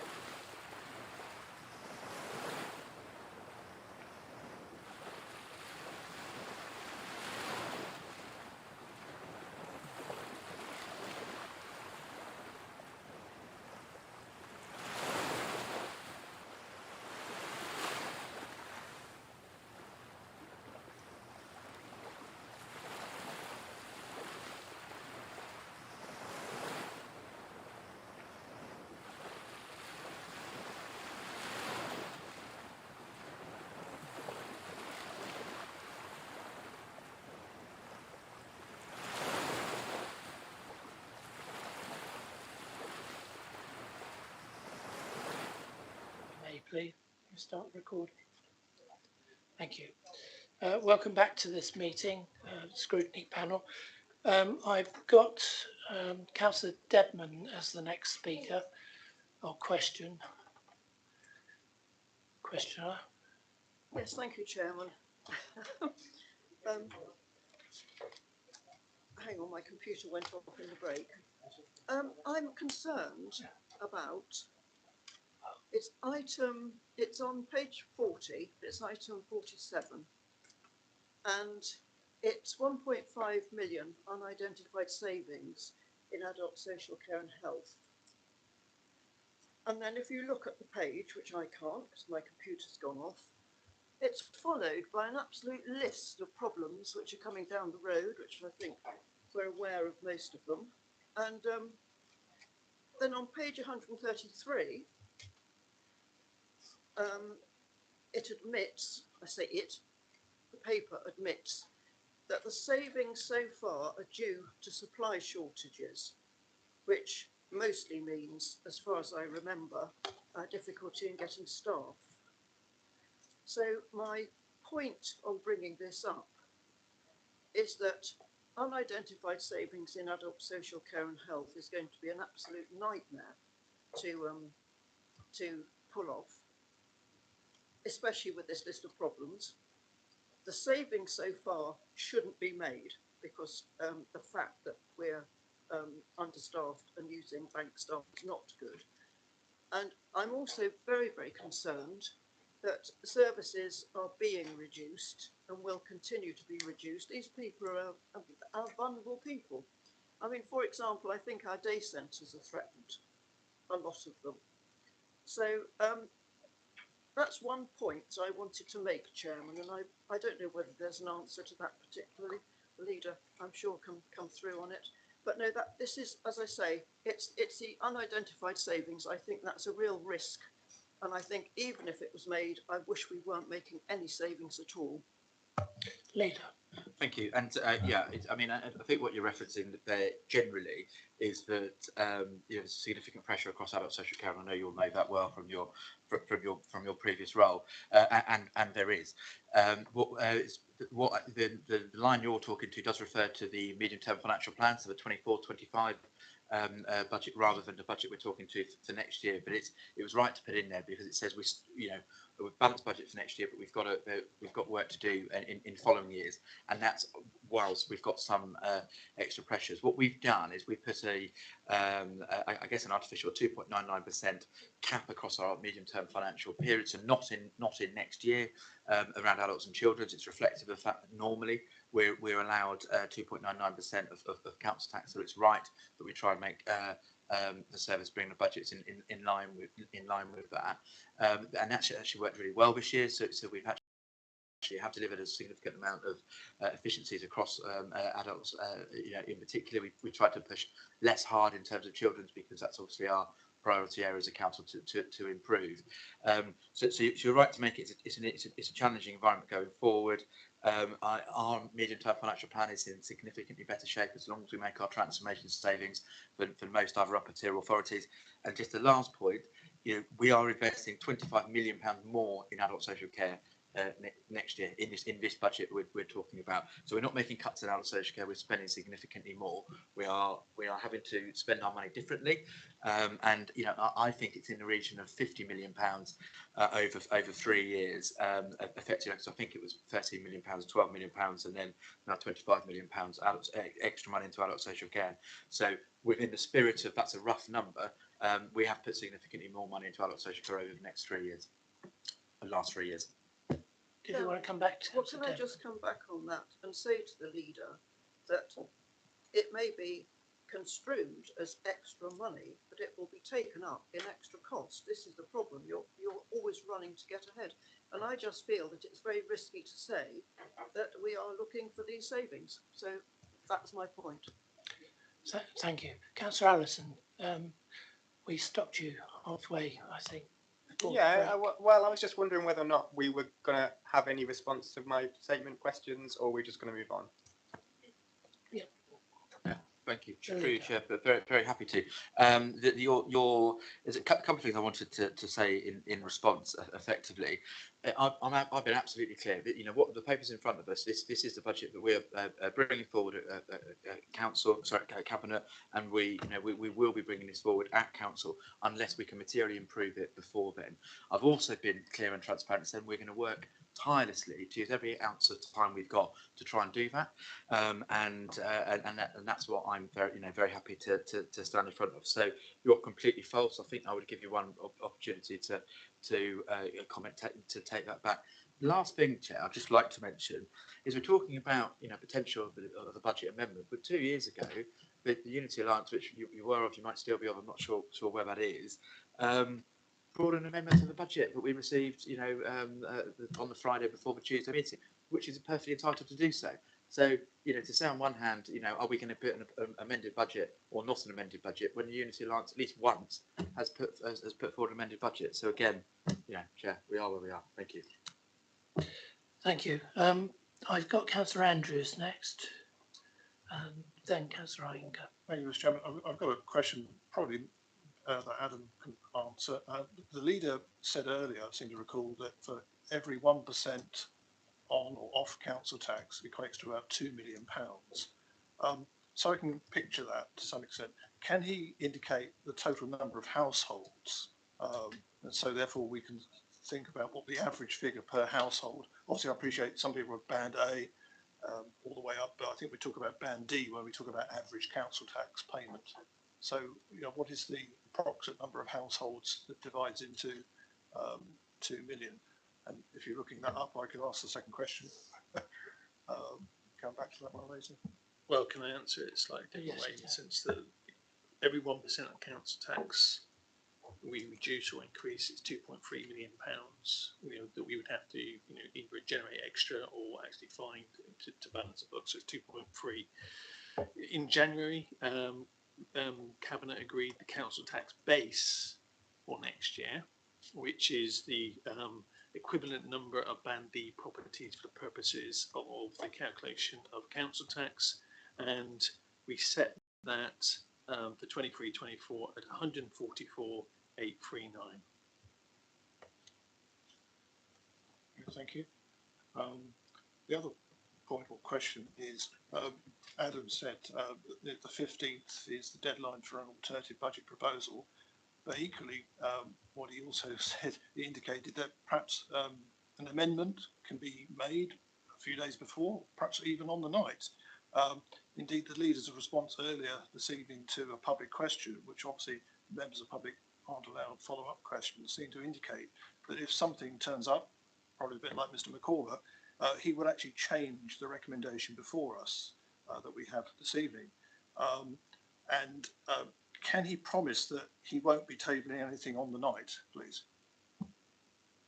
Yeah, I mean, absolutely. I think we've been clear. I've been clear. Adam's been clear. I believe what we're able to do on the night, if members want to, you can't change anything that changes the council tax because that would have needed to work through. All that work needs to be aware. But for instance, we are able, as councillors on the night, to change. If we want to move 150,000 to here, spend it somewhere else. And I have no plans, intention to do that on the night. And I can't see a scenario where we do that. The only thing I will say is, as I've said, we want to have, we're having conversations. We want to have conversations with individual members. We're an overall control council. So as and when people, come forward and say, look, Stephen's talked about, well, that list's very difficult. Well, let's make some amendments. We need to be working together to do what's difficult. We're open to do that.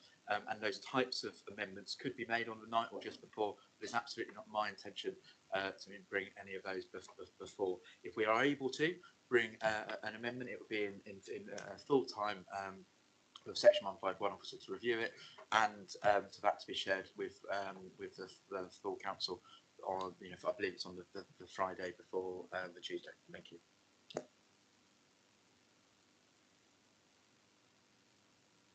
Councillor Iyengar. Yes.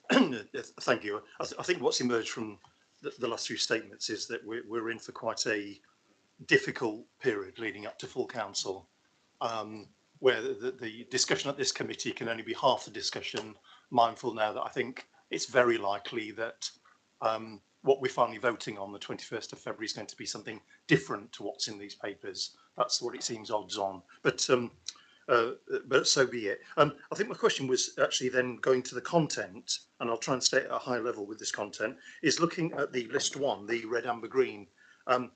What's clear again at the high level from this is that of the 33 million of rounding it up, 33 million of savings on the list one, it's got one big item there towards the end, which is 9 million of unidentified savings, which Councillor Dedman has already alluded to. I think we're talking about the same line, are we? And if I counted the ambers, the other amber items, other than 9 million, there's another, coincidentally, 9 million of savings which are amber rated. Amber usually in parlance means there's some doubt. They may be possible, but there's some doubt whether they'll be achievable. So we've got 9 million plus 9 million, total of 18 million out of 33 million. That's just more than half of the savings, either unidentified or with some doubt about them. Bluntly, can this be considered a balanced budget? Mr. Richards. So, with regards to whether or not this can be considered a balanced budget, as your Section 151 officer, I'm giving you that assurance that this is a balanced budget through my Section 25 report. In there, I'm clearly identifying the risks, and I'm clearly identifying the rationale for that, which includes factors like including a base budget contingency of £2.2 million and a contribution to annual market reserves to bring up to the 5% minimum. Those are the kind of factors that lead me to that conclusion and to support this as a balanced budget. However, I just want to pick up on the first point, because I think you said that the £9.044 million that was in the table was the same as Councillor Dedman had raised. And the fact is they are different, because I think, as the leader pointed out, the £1.5 million that Councillor Dedman was talking about is in relation to 24-25. Onwards, we are assuming a level of savings in both adults and children's services as part of our medium-term financial plan, and we're doing that on the basis that we are going to be investing in a transformation layer within both adults and children's services and putting money into that in order to deliver those savings in those future years. So that is the assumption, and I give you my opinion upon that as part of my Section 25 report. Within the £33 million of savings for 23-24, there is 9.044 identified in relation to transformation, but within the report, I break that down even further. And what I say is, of that £9.044 million, there's about 334 that we've got a line of sight on, but we're not 100% sure about. And overall, I'm saying when it comes to transformation, there's about £6.5 million worth of savings that at this moment in time are completely unidentified, completely unitemised, and therefore that is the biggest element of the risks of all those savings that come within that £33 million. Yes. Okay, I'm trying to repeat, trying to stay at the high level of this. I'm literally looking at the pages in our pack here. So list one, the red, amber, green, multicoloured ones, and on what is the third of the 3 pages, page 155, about 10 up from the bottom, there's one line, which is the one you've referred to, which is the 9044. So call it £9 million. Okay, and then if I look through the whole rest of the table, so not including the 9044, all of the rest of the table, and I counted the other ambers, that's what I was doing, I get to another figure, which is coincidentally about 9 million. Are you saying that one of them is just the breakdown of the other figure? I thought they were 9 million there plus another 9 million there.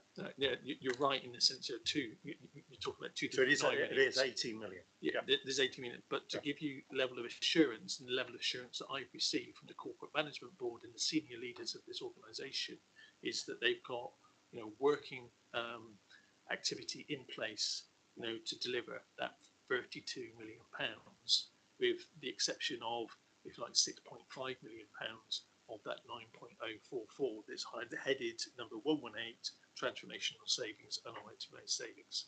So other than that, there's a huge amount of activity by the corporate management board and senior leaders and budget holders to deliver the savings that are in that schedule, and they've given me the assurances that they can deliver those savings.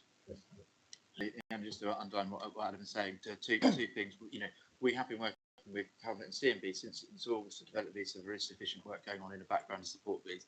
And also, you know, Amber in this context means in progress. It's just not concluded yet. So you know, Adam's absolutely right. The looser number is around transformation. We've known we've been needing to make that procurement. It's in procurement. We've been known we've needed to make that for a number of years. There are work streams in place to do that, and we have a degree of, you know, confidence that we'll be able to do it. We've also got, you know, 1.9 million pounds extra money going into reserves, 2.25 for contingency. So, you know, it sort of gives us comfort around that £6 million figure as well. Thank you. Councillor Hedges.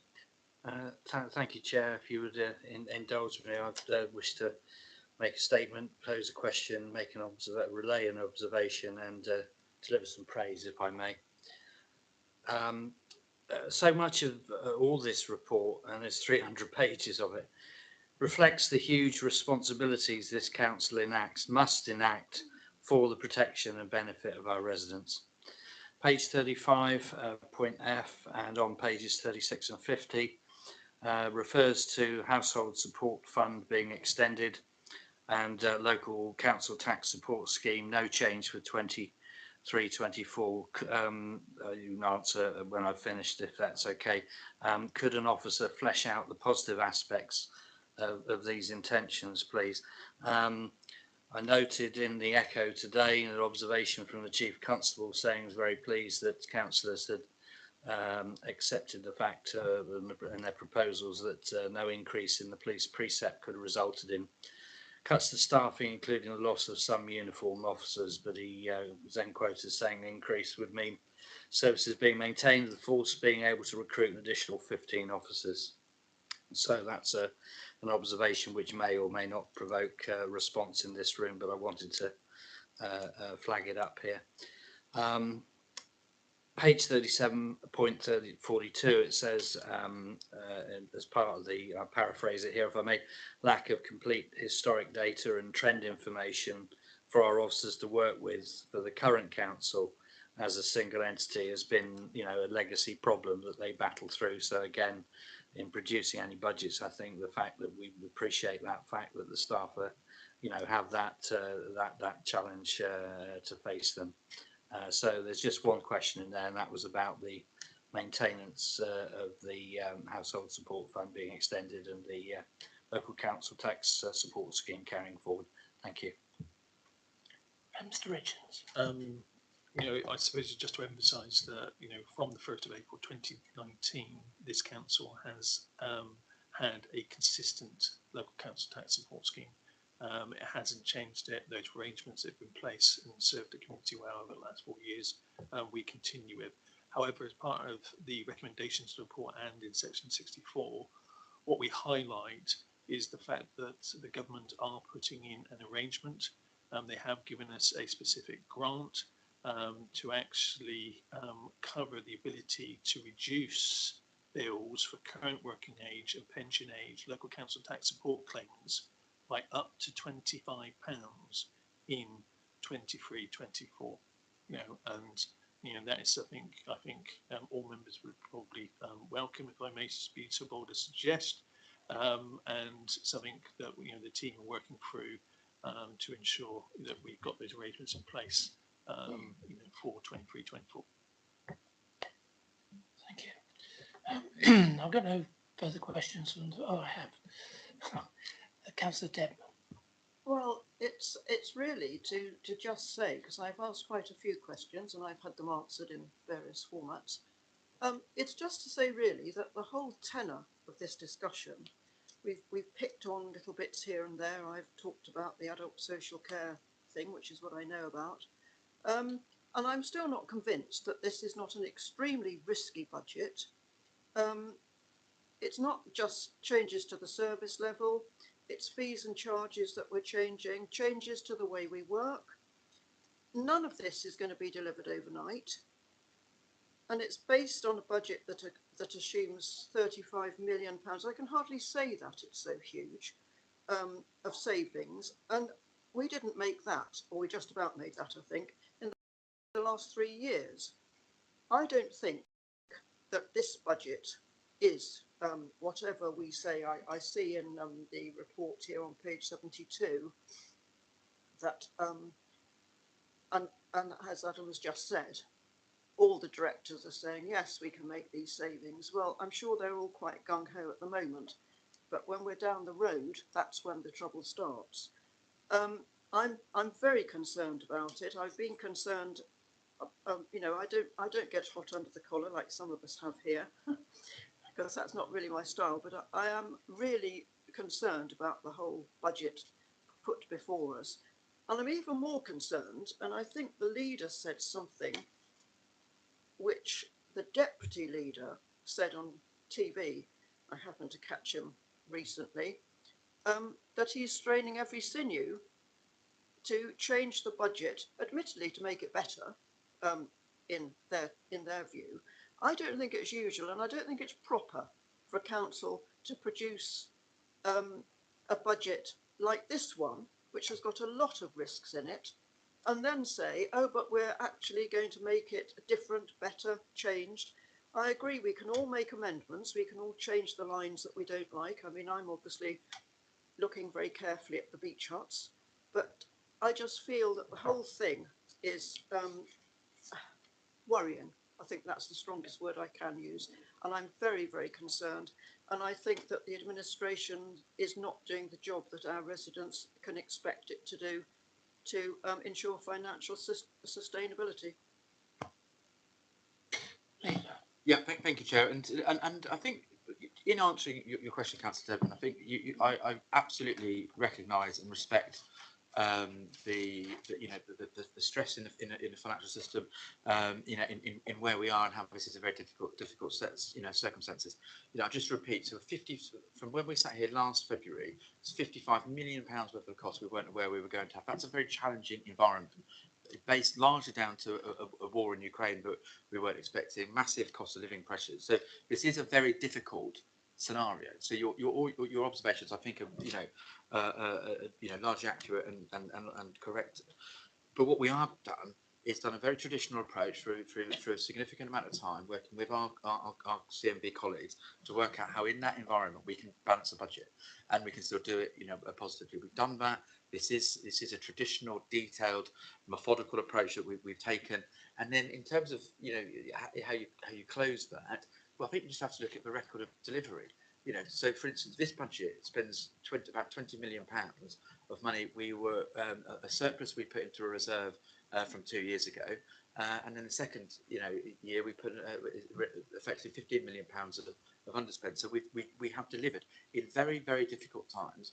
This administration, this corporate management board have delivered financial sustainability, and we're in a position to deliver the budget we are that sits into that in what has been a particularly unprecedented time. So I'll take confidence from that. I'll take confidence from our corporate management board. But you're right to say that these are very, very difficult times and it's a challenging environment for local government.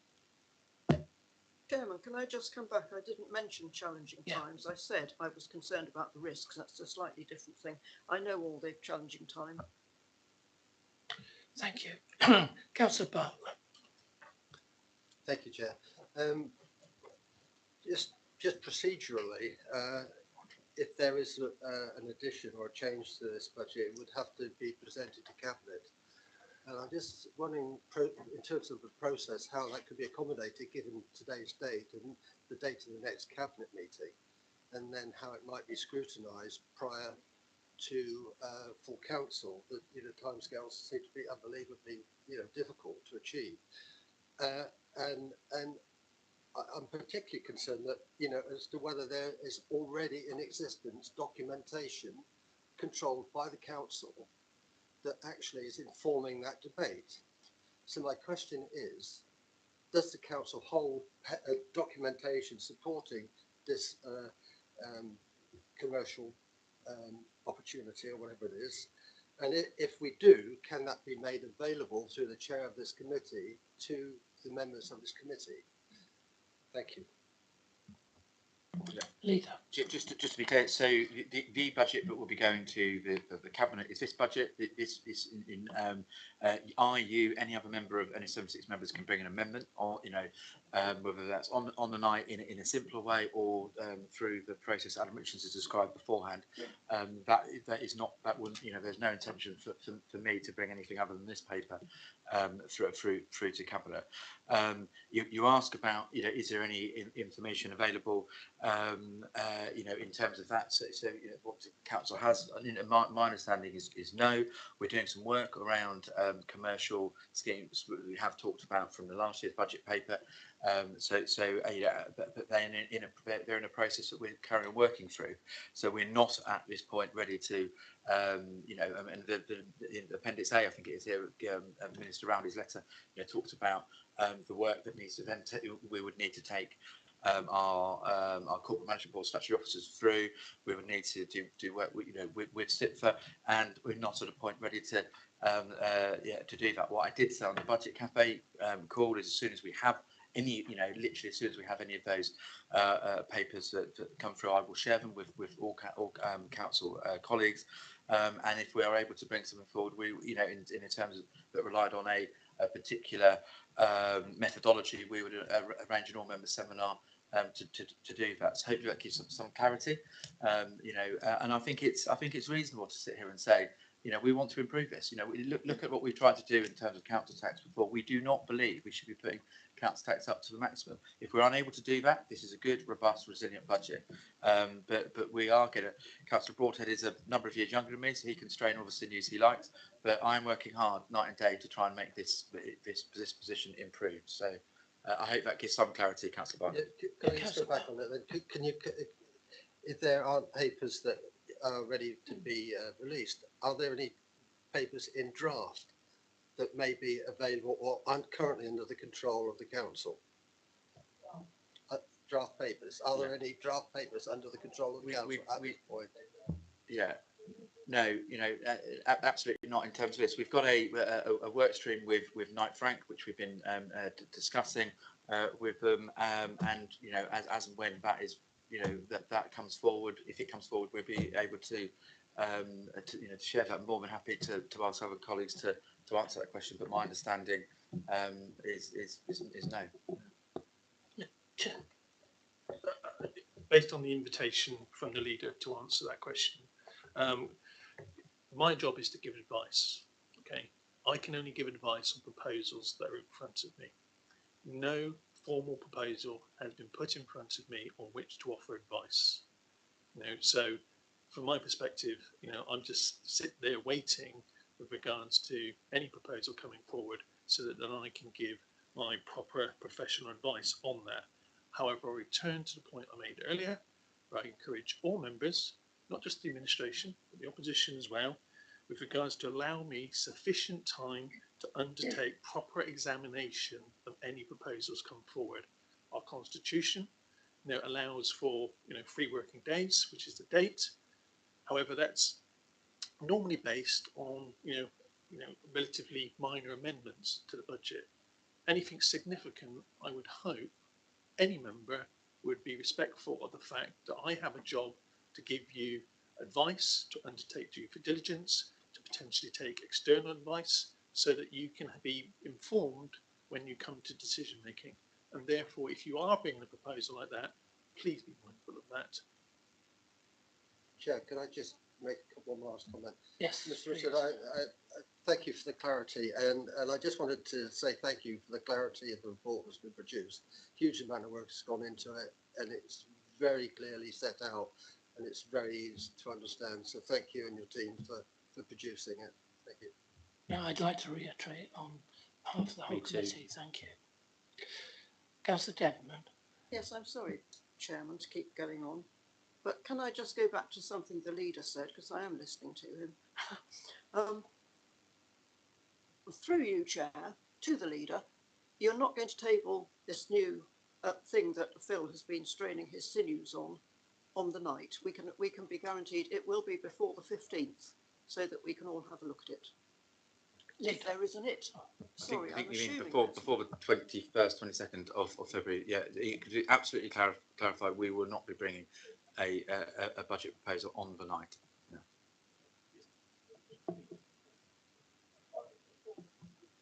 We've been really clear about the process for any member to do an amendment to the budget. I'm also really clear, just to double on, this is the budget we're expecting to take through the council, and that's absolutely what. This is the budget that's been diligently prepared through from August, and we're expecting to take through.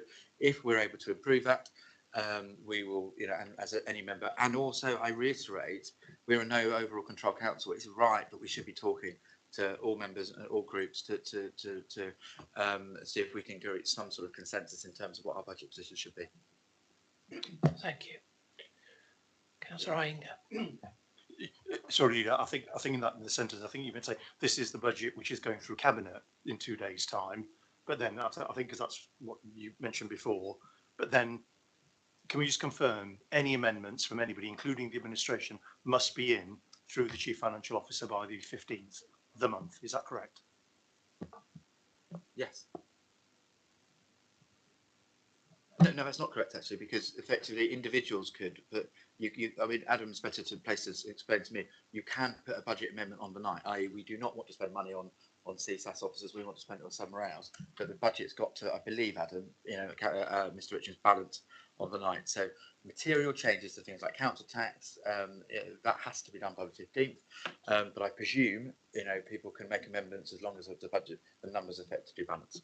Mr. Richards. Which we will not be doing. I may defer to my monitoring officer at this stage, but the council's financial regulations say that any budget amendment, it doesn't specify how big or how small, should be submitted to the Section 151 officer by the end of play on the 15th of February 2023 at 23:59 hours. As I said before, because that is normally based on a level of amendment to the budget, if it is significant, then hopefully people will recognise that and the need to undertake significant due diligence and to allow for proper examination. They will be respectful of the need to bring before the actual 15th of February if there is a significant level of that as part of that process. That's what's within our financial regulations, with regards to the process. With regards to whether or not that prevents somebody from issuing a small amendment on the night, then the monitoring officer might be able to come in at this point in time. I'm hoping. Monitoring officer, yes, please. So yes, it is sometimes the case that small and minor amendments are made on the night, and depending on the nature of those amendments, the monitoring officer may advise the meeting that the chair that the meeting should be adjourned to afford the Section 151 officer sufficient time. And if the time required by the 151 officer to look at it properly and do due diligence is longer than is reasonable for members to wait on the night, the meeting may also be adjourned to a future date. So those are possibilities. If the amendment is such that it is almost an alternative budget, then if it hasn't been submitted in compliance with the rules that the 151 officer has just mentioned, it amounts in law to an objection to the budget. It would need then to be referred back to the leader of the executive for consideration together with his advisors and come back to the meeting at a later date. So there are various permutations, but an amendment can be made on the night.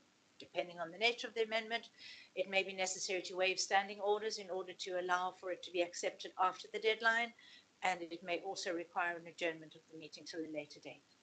Thank you. Can't be clearer. I've got no more indications in the committee. Councillor Martin, you indicated you'd like to ask a question. If you'd like to come to the table.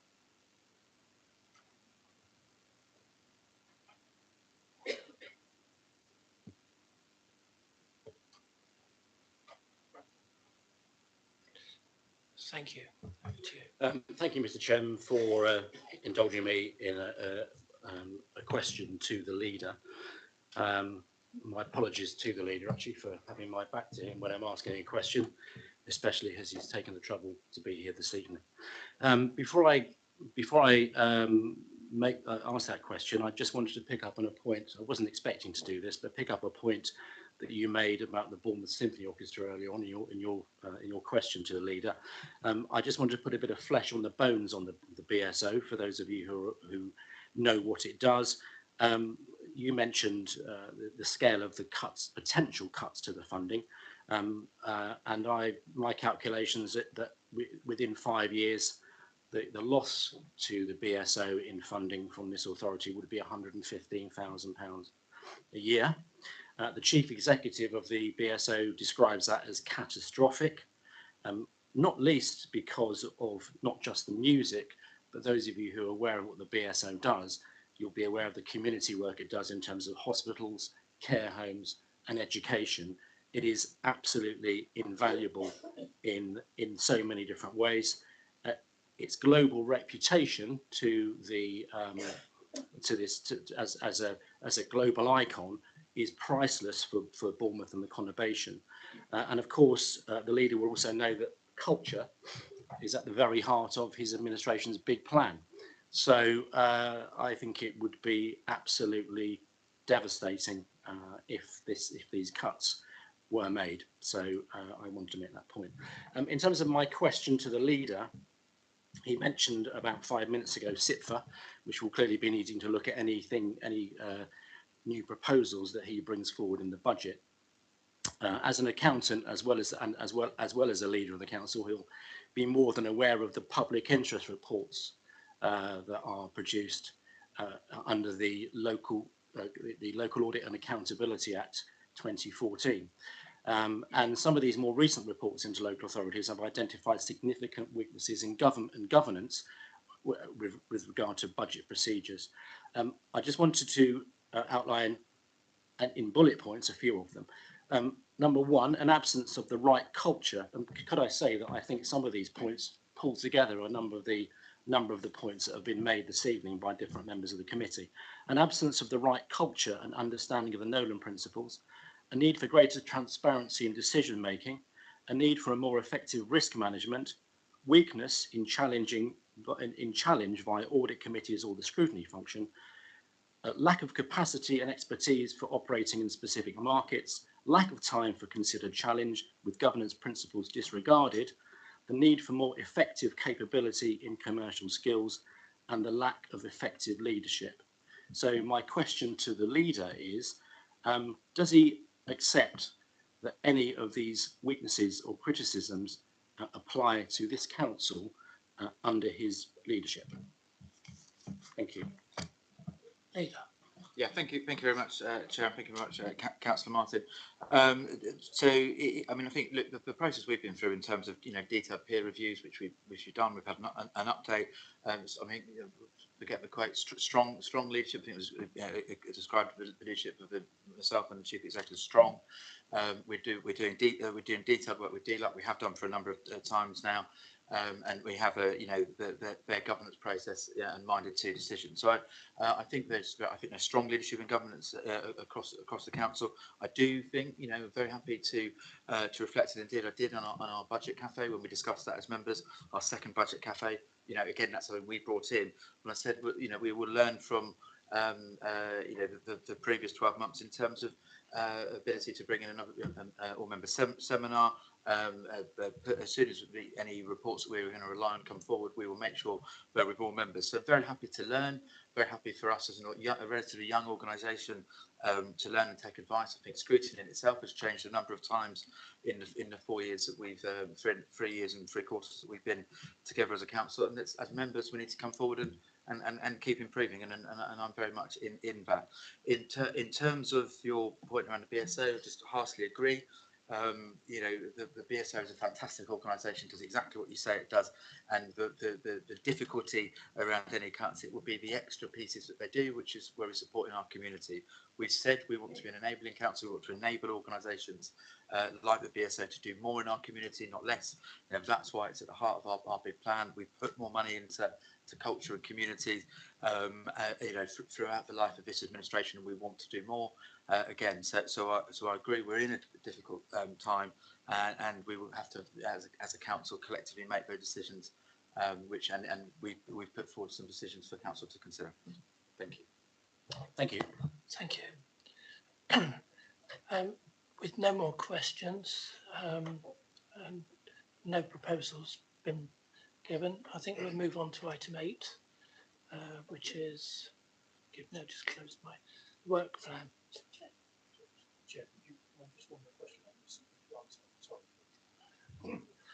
Yeah, okay. I don't mind, but carry on. Thank you, Chair. I'm sorry, I did wonder whether to ask this or not. You may say that what I'm about to ask is actually in here, and I'm looking one bit that may answer it, but I'm not entirely sure. Can you just sort of, for the record, maybe it's to leader, please, is in sort of putting across this proposal, and it's not just the cuts, it's all the other things as well, except that it's a full proposal. What, as well as saying, for instance, okay, it's anchored to the big plan, it's driven from the big plan and so on. There's obviously some thinking into, for instance, on the cuts, you know, this, not that, and so on and so forth. But at the highest level, how would you describe the principles that have driven the choices that have been made in this? Just so, you know, maybe there's a bigger audience for what you're about to say, which is, what has driven this? Because I'm as stung as the previous speaker about things like the BSO and things like the arts things. But on the other hand, I think we've got to take that kind of consideration, you know, in the round with everything else, with all the other. How would you describe this proposal and kind of what it is and what it isn't in terms of where the priorities have been and where they're not, so that we've got that picture? Yeah, absolutely right. Well, the word I've been using was steal it from Councillor Bartlett. I think it's pragmatic. I think that, you know, this is where we are. Do we want to be in a? Did we expect to be in a situation where we'd have £55 million we wouldn't have to spend because of inflation? So we've got to make pragmatic adult choices in this. I believe, you know, all the detail from the revision of services has been shared. We are open to look at, you know, if people have got other suggestions around that. Absolutely, we want to hear it. Let's do it together, and we can change it. But it's a pragmatic approach. And what it also does is, you know, fundamentally, and just remind of the numbers, you know, adults and children, you know, we've made an absolute commitment that children's services is a priority for this council, this administration, as you know, and it's been fantastic that that's been the one area that hasn't been politically contested, and we've been having strong support across council on. We've nearly doubled the budget in children's services over 3 years. So if you're saying, you know, it's pragmatic, but it also delivers for our most vulnerable, and on top of that, £25 million going into adults. So, you know, I hope, Councillor Anger, that answers your question in terms of how we try to do it. You know, tireless, traditional, but we are having to make some tough choices. And at that point, you know, putting council tax up by 4.99% if we have to do it. We are open to suggestions in terms of how we can work as a council to make different choices if the council sees fit. I think, thank you. Just, you know, we haven't got much time, obviously, now, but just, you know, pragmatism and then focus on children's and so on. And just, you know, in my mind was an earlier, not in this meeting, another one, which is, you know, protect what's statutory and everything that's non-statutory. You know, I was wondering whether you were going to say that, because some flavours of that are in this, most certainly. And just what you said is a useful backdrop to maybe other proposals from other quarters coming forward by the deadline. But thank you. Okay. And Chair, just very briefly, if I may, and I think that's why it's so important, but we actually do look to see other ways we can look. Let's set a base, balanced, traditional budget, but then we should still be working on other ways to improve it, because otherwise, you know, the maths just don't add up over a long-term period. We can get for every 1% of the council tax, £2.3 million, when we've got £25 million of adult social care pressure. So your point around statutory and non-statutory is absolutely valid, because what happens, you know, you don't have to be an accountant or a maths graduate to work out, but you're going to get to a point when there are no longer services less than statutory. And that's not what council I want to be in. That's not a council I want to lead. We need to be more ambitious than that. And that's why it's right that we set a balanced budget, but we look to improve it as well. Thank you. I think the majority of us, with the exception of 2, have been cabinet members at some point, and I feel the pain, and I'm sure everybody else knows the pain that one puts in around a budget. Thank you. Let's move on now to the work plan.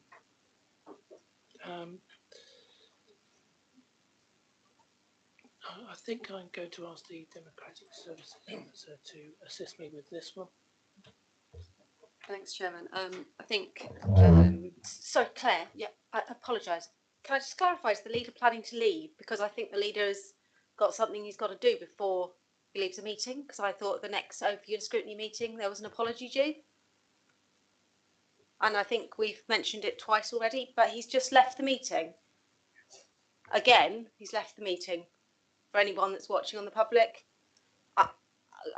could you, through you, Chair, I'd like you to write to the leader and express our deep dissatisfaction. Do you need a motion to that effect? Because I'm sure I have a seconder. No, I don't. I got the message. The disrespect that to scrutiny is getting a bit ridiculous. I will drop a note.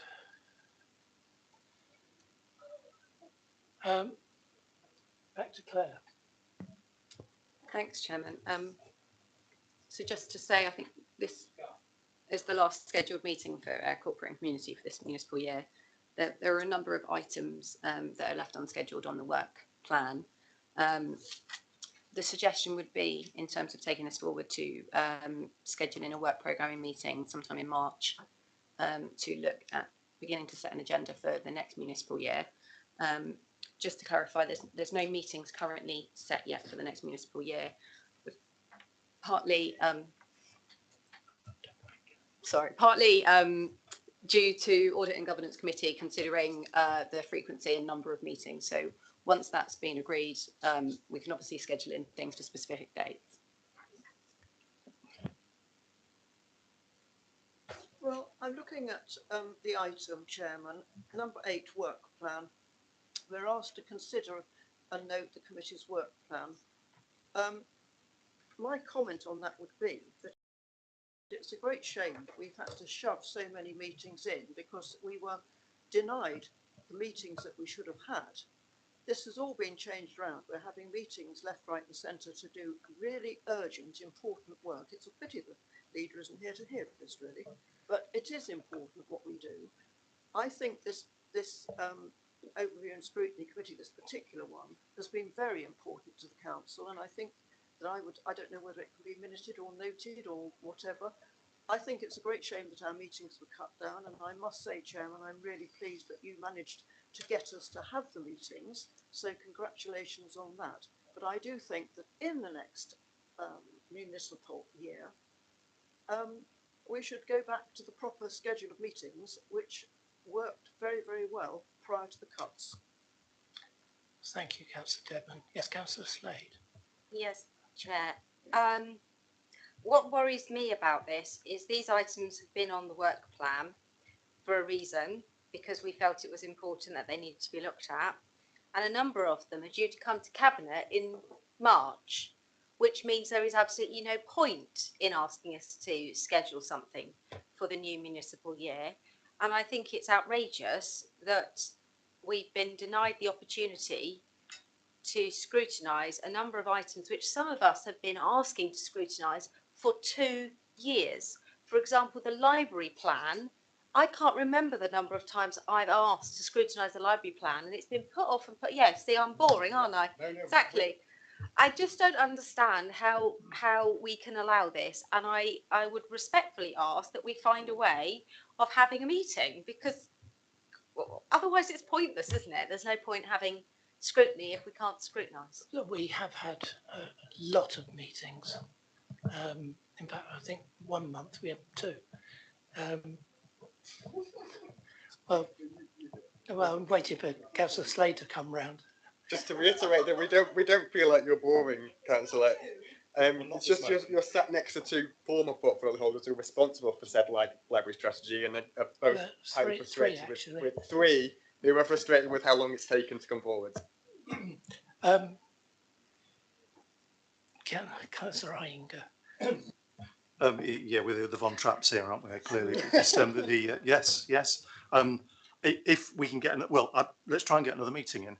We're not here to just kind of do a dance with meetings. We're here to actually serve residents' interests. by scrutinising what needs to be scrutinised. So this political term may be coming to a close, but there's still important business to be done on behalf of residents. Absolutely, let's try and get a meeting in. It can't be that difficult. It really cannot be. I will ask Democratic Services, forgive me for cutting across you, to find a date where the majority of us can attend. Okay, and can I ask a sort of related thing just on the content, is that with the greatest respect to Audit and Governance Committee, I think I'd ask that can somehow these committee members give, you know, what's the right way, give an input, give a concerted input to Audit and Governance Committee, because please, I prefer all A and G, we're not just deciding what the regime will be for the Scrutiny Committee going forward. Let's shape it ourselves, and then obviously their input as well is welcome. Right, so would you like to come in on So yes, just on that, obviously,